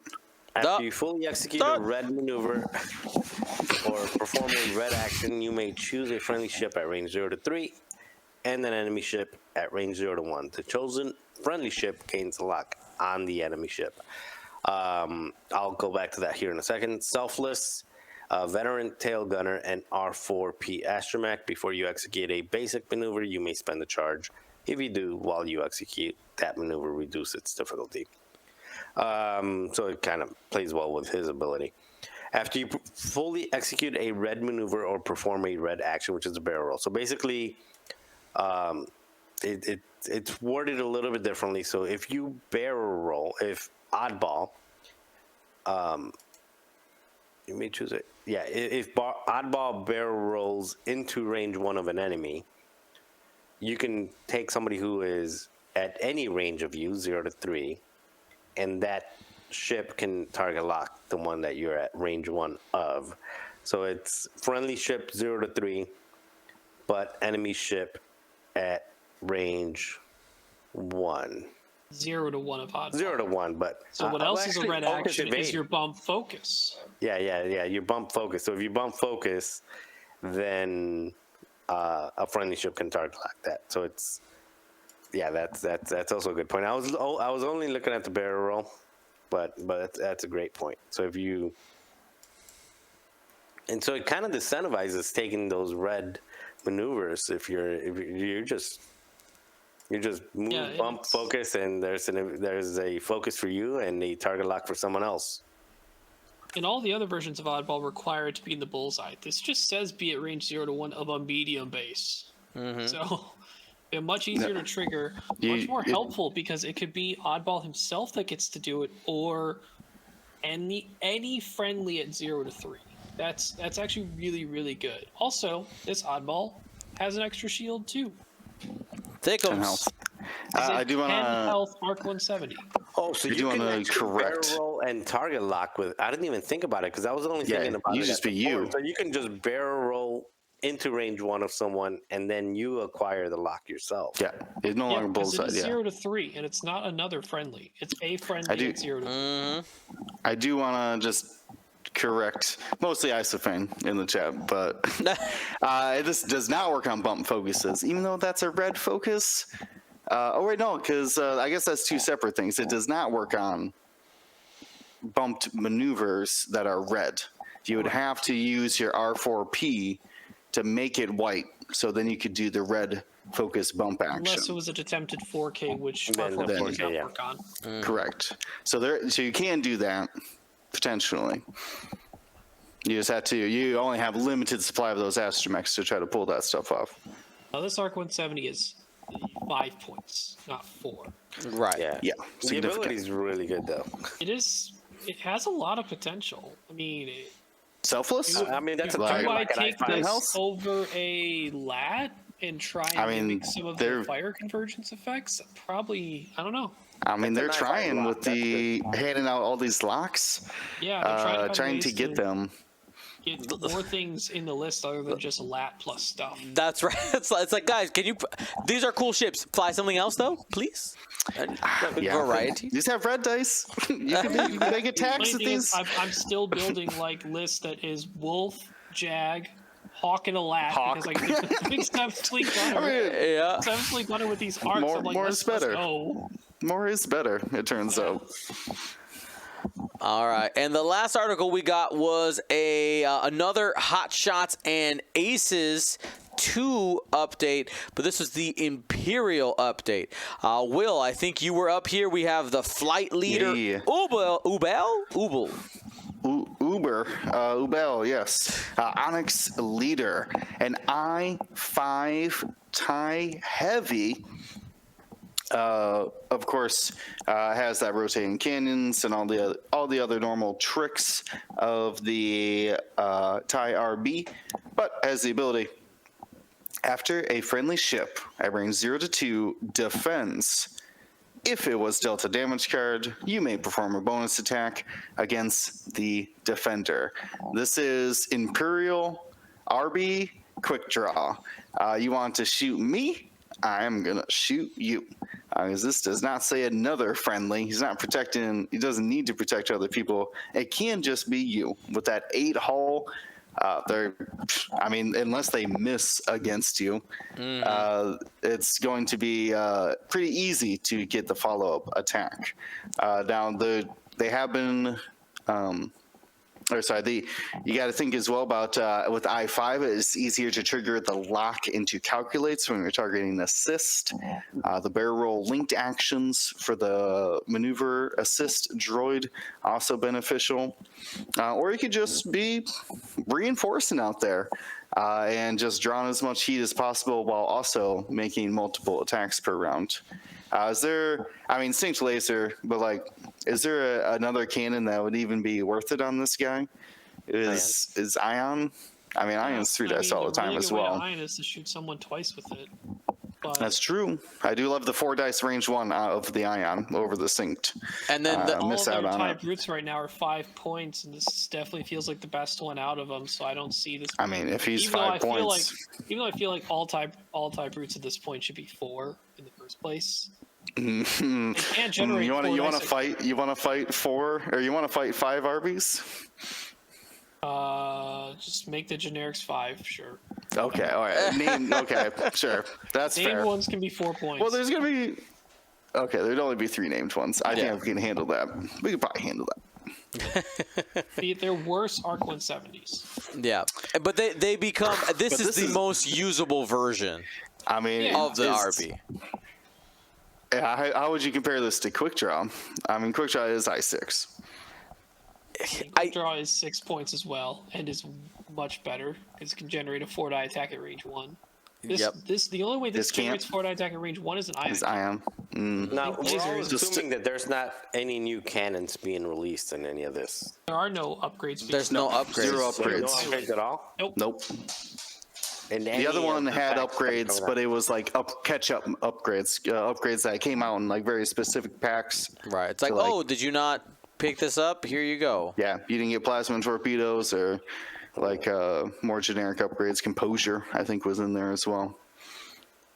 A couple new upgrades, but yeah. If there's anything that the RBs needed was more offense. So shooting twice seems like a great place to start. Being usable helps. One agility, 8 health, fire spray. You just utilize that rear, I guess. Juno Eclipse is our next pilot in that TIE Advanced X1. This is a throwback again, back to first edition, a pilot that got lost in the shuffle. After you perform an action, by the way, I5. After you perform an action, you may perform a red boost action. Essentially, this pilot gets a linked boost.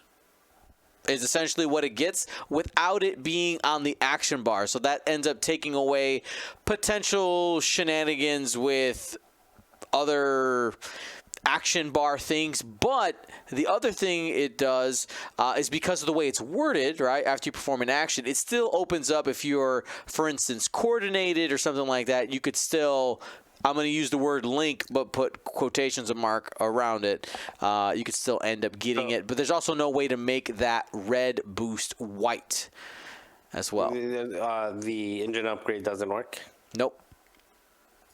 No, it says perform white action, not use the action or take a boost on your action bar. That's right. And also, you do not have the equip requirements to put engine upgrade because you have to have red boost on the action bar, which you don't have here. So it it locks it down there. It makes it a little bit more isolated. Nothing too crazy or exciting, but could be a good objective getter. At Initiative 5, being able to close space, also with Advanced Targeting Computer, if you have enough toys there, could be another hammer alongside other high initiative TIE X1s, because that's what they love doing. They love punching people in the Target lock face. boost is pretty good. Oh yeah, always has been. Yeah, I'm in on lock boost. Like, it sounds great. I mean, if you're putting 4 dice with a crit, yeah. Our next pilot, second sister in a TIE Interceptor. Ryan? This comes from the Jedi Fallen Order game. Very cool to finally see this. Is highly looking forward to this pilot coming to X-Wing. Manipulative Monster. That's quite the title there. Standard Interceptor, in terms of stat line and actions, has 2 force, 1 recur per round. While you perform an attack after the neutralize results step. If the attack hit, you may spend 2 force. If you do, change all your hit results to crit results. So very akin and similar to your 7th sister and 5th brother in terms of requiring both their force to be spent to use their ability. Their abilities are really strong if you leave those ships alone to allow them to spend both those force and not have any repercussions doing so. Yeah. This is our first interceptor with force, unless you count Sutir as having force because he gets his ability with the whole bullseye focus thing. But actually, true force on an interceptor could be very, very powerful. That's for sure. And I wouldn't doubt that this ship is 6 points to start. Right. Yeah. Exactly. At least in the beginning. All right. Choose a TIE fighter, Marcel. All right, we'll go with Magna Tolvan, I think is how you pronounce it. Initiative 3, while you have 2 or fewer stress tokens, you can perform white actions even while stressed. After you gain a stress token, you may perform a white action if able. So while you have 2 or fewer stress tokens, you can perform a white action even while stressed after you gain a stress. So basically, you can add something like the coordinate if they give you enough points for it. So you can coordinate focus, coordinate evade. Specifically speaking to squad leader, right? The Squad talent leader, up- yeah. Squad leader, 6th loadout. That's going to be the question. Is this going to have 6th loadout or not? Because if it Six doesn't, loadout and, it's, and a talent slot. and a talent. And a talent. Yeah. If would it hope- has that, this might be one of the best ships out of this pack. because you can basically Empire. be, there's something out there that allows you to do that already in the Republic. I forgot what it is. But Battle yeah, so you- meditation? Is that what you're talking about? Battle meditation? there's something that allows you Ayla to- Secura is what you're Yeah, talking yeah, about. there's Coordinate and something that allows focus every round. Yeah, that one. And while you have 2 or fewer stress tokens, you can perform white actions even while stressed. After you gain a stress token, you may perform a white action if able. So also what it allows you to do is when you bump, you can bump, focus, and then barrel roll off of that or evade. So you can I bump, think focus, there's evade. rulings Oh, no, that say I you think- cannot perform any more actions after doing that bump focus. Yeah, in says case that- you have weird linked actions off of focus. reason If you why have like something like contraband linked oddball- No, but focus. it's not really linked because you're not actioning. No, but it's your from the activation, though. action. It's still an action, It's though. it's like Your composure. Oh, it's like in your entire Yeah. activation. Yeah. The reason why oddball works is because he acquires locks in his bullseye when he does that. Okay, so you cannot Okay. Yeah, because if you're like imagine a Terex contraband TIE SF bumps couldn't link his turret 360 or couldn't rotate his turret because you can't link off of that bump or you can't do any other actions. I don't have any other great examples for that, but that's at least one. All right. There's things to this. Obviously, K turns and being able to action after you K-turn. But other than the coordinate action, coordinate and then action after coordinating, trying to think, there's got to be some other stuff there too, but it's definitely No, going to it's be just part flying of through the, debris. Yeah, I was thinking the exact same thing, Will. You fly through debris, take the 50-50 on the damage, but if you get just the bottom sentence after you gain a stress token, comma, you may perform a white action if able. Anytime you gain a stress token, you can perform a white action if you're able to. The clause at the top that says you, as long as you have 2 or fewer. So can as long as perform. you have 2 or fewer, you can do the second sentence. So basically, you can fly through the debris and take focus evade because you can still action. I mean, you can, and yeah. you can. I mean, you can land right on top of a debris and barrel off of it if you want. As long If as you the fly, barrel if you fly, template- if you fly through it, you actually get 2 actions. Is what I'm If you talking land about. on it, you skip your action step, but you still gain the action. From, So you get 1. from the, so you can barrel off of it as long as the barrel template doesn't overlap the debris. or just. I think focus Ryan. and- I think Ryan's talking about flying through it and focus evading. Yeah, that- just fly yeah, all the so- way through focus evade and hope you got no damage. Yeah. I Yeah, guess. I'm You sure want to there's risk? gonna You want to be- risk a damage for an evade token? Sure. Just, You know what oddly this ship does not want to see? Opposing Seven Sister crew. Because someone could just replace the stress they got with a jam or a tractor. oh, just yeah. Well, That's true. true.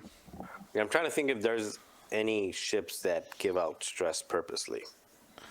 Like Not a lot. Non-standard. First order, yeah. Non-standard anymore. Cad Bane. Scum Cad Bane, yeah.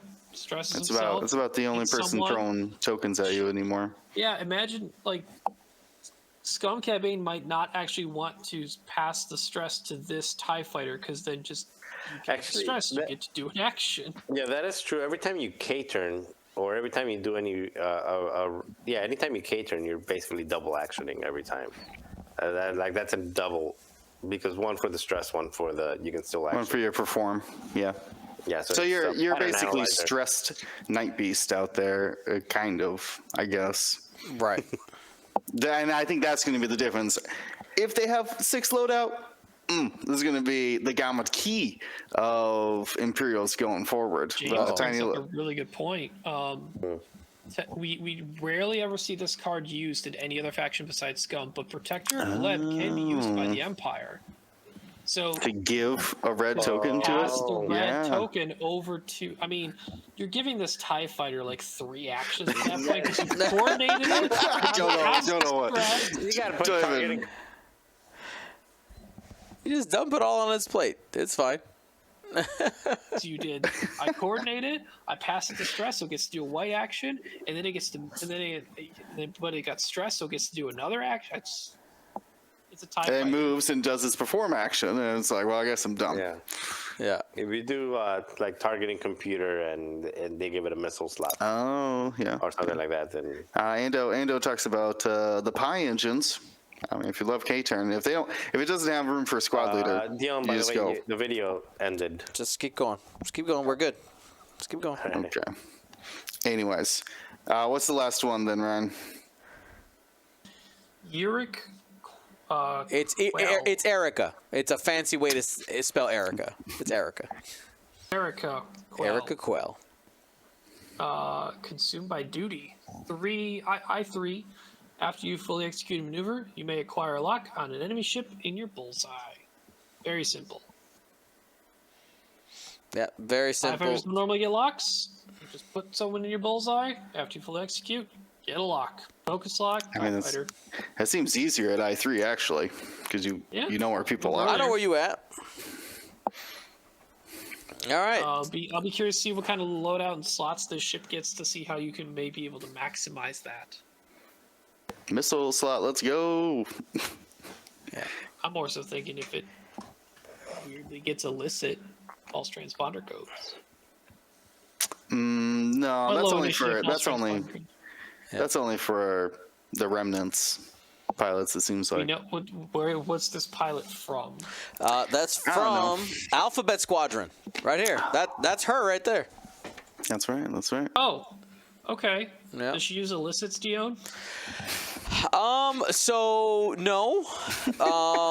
Does she have wrong codes, perhaps? No, so here's some slight spoilers. So I mean, the card kind of already does it.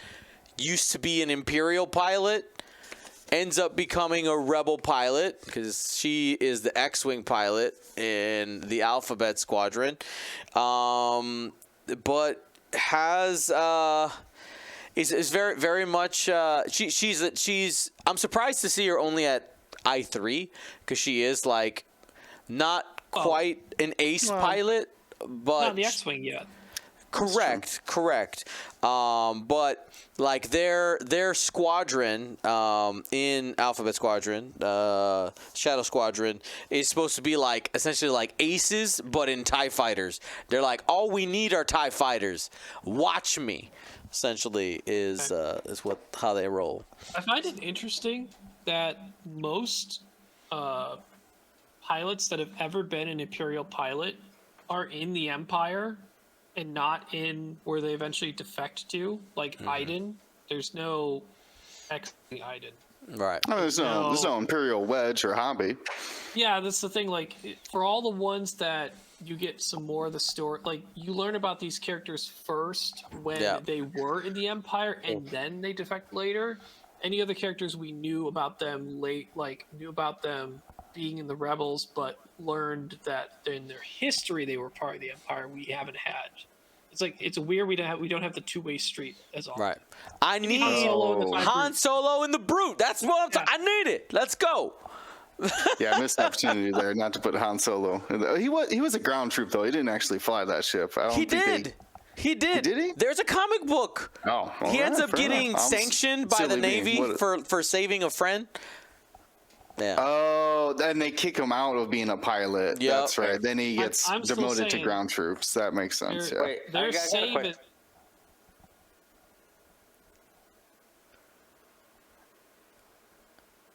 just here's all the pilots that are the mismatches: the Poe and Finn in the SF, the shuttle Tiderian Lambda for the Rebels, the your Idens for Rebels, your Kylo, any combination of the people who've played both sides, whatever other side they haven't put in the game yet, they're gonna do it in that pack. Calling it. Well, we'll call it like the what if pack or something like that.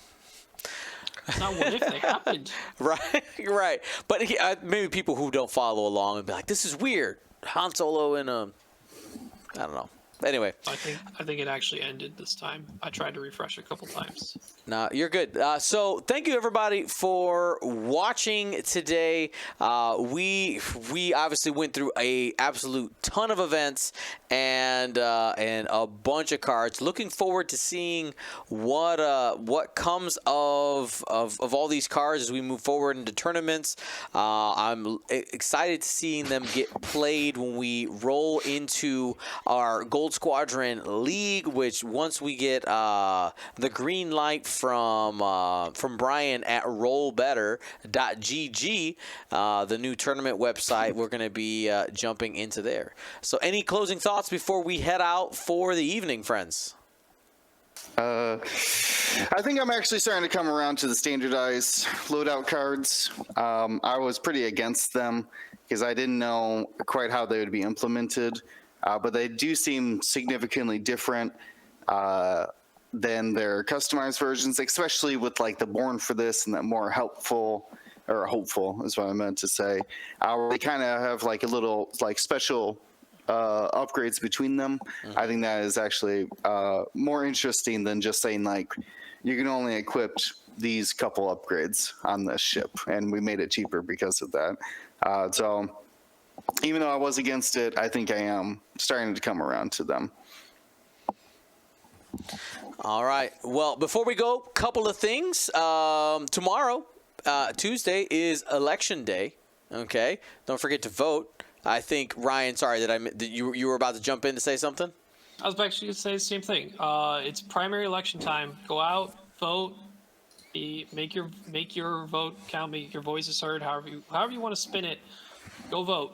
it matters. Even though this is not a presidential election, this, if anything, should be more on a personal level, because these are the people that more closely represent you in your city, in your region, in your state, etc. Go out, vote. These still matter. Yep. I know. As a teacher, I know public. Like I know for sure, teachers, we have off tomorrow. To have that time to go vote. So we already got a plan, and I know my 6-year-old at school today, they did a voting unit that's talking about it. And she's like, "Mommy, Poppy, are you guys gonna go vote tomorrow?" I'm like, oh yeah. She goes, "Can I go?" I'm like, yeah, absolutely. Start them young. So that'll be a good time. We will see you guys soon, and of course, if and when, I mean, obviously, Devin will have the baby, but when she has the baby, I will post on Discord with pictures and finally reveal her name and all that stuff. But I'll keep everybody in the loop. Because that is literally happening any day. Live stream, no, I don't think Devin would appreciate that. That would not be Mrs. GSP approved for sure. All right, well, that's it for tonight, everybody. Thanks for watching, hanging out tonight. Be smart, be safe. Sorry about our internet connection issues today, but it worked out. We got to the end. Gold Squadron out.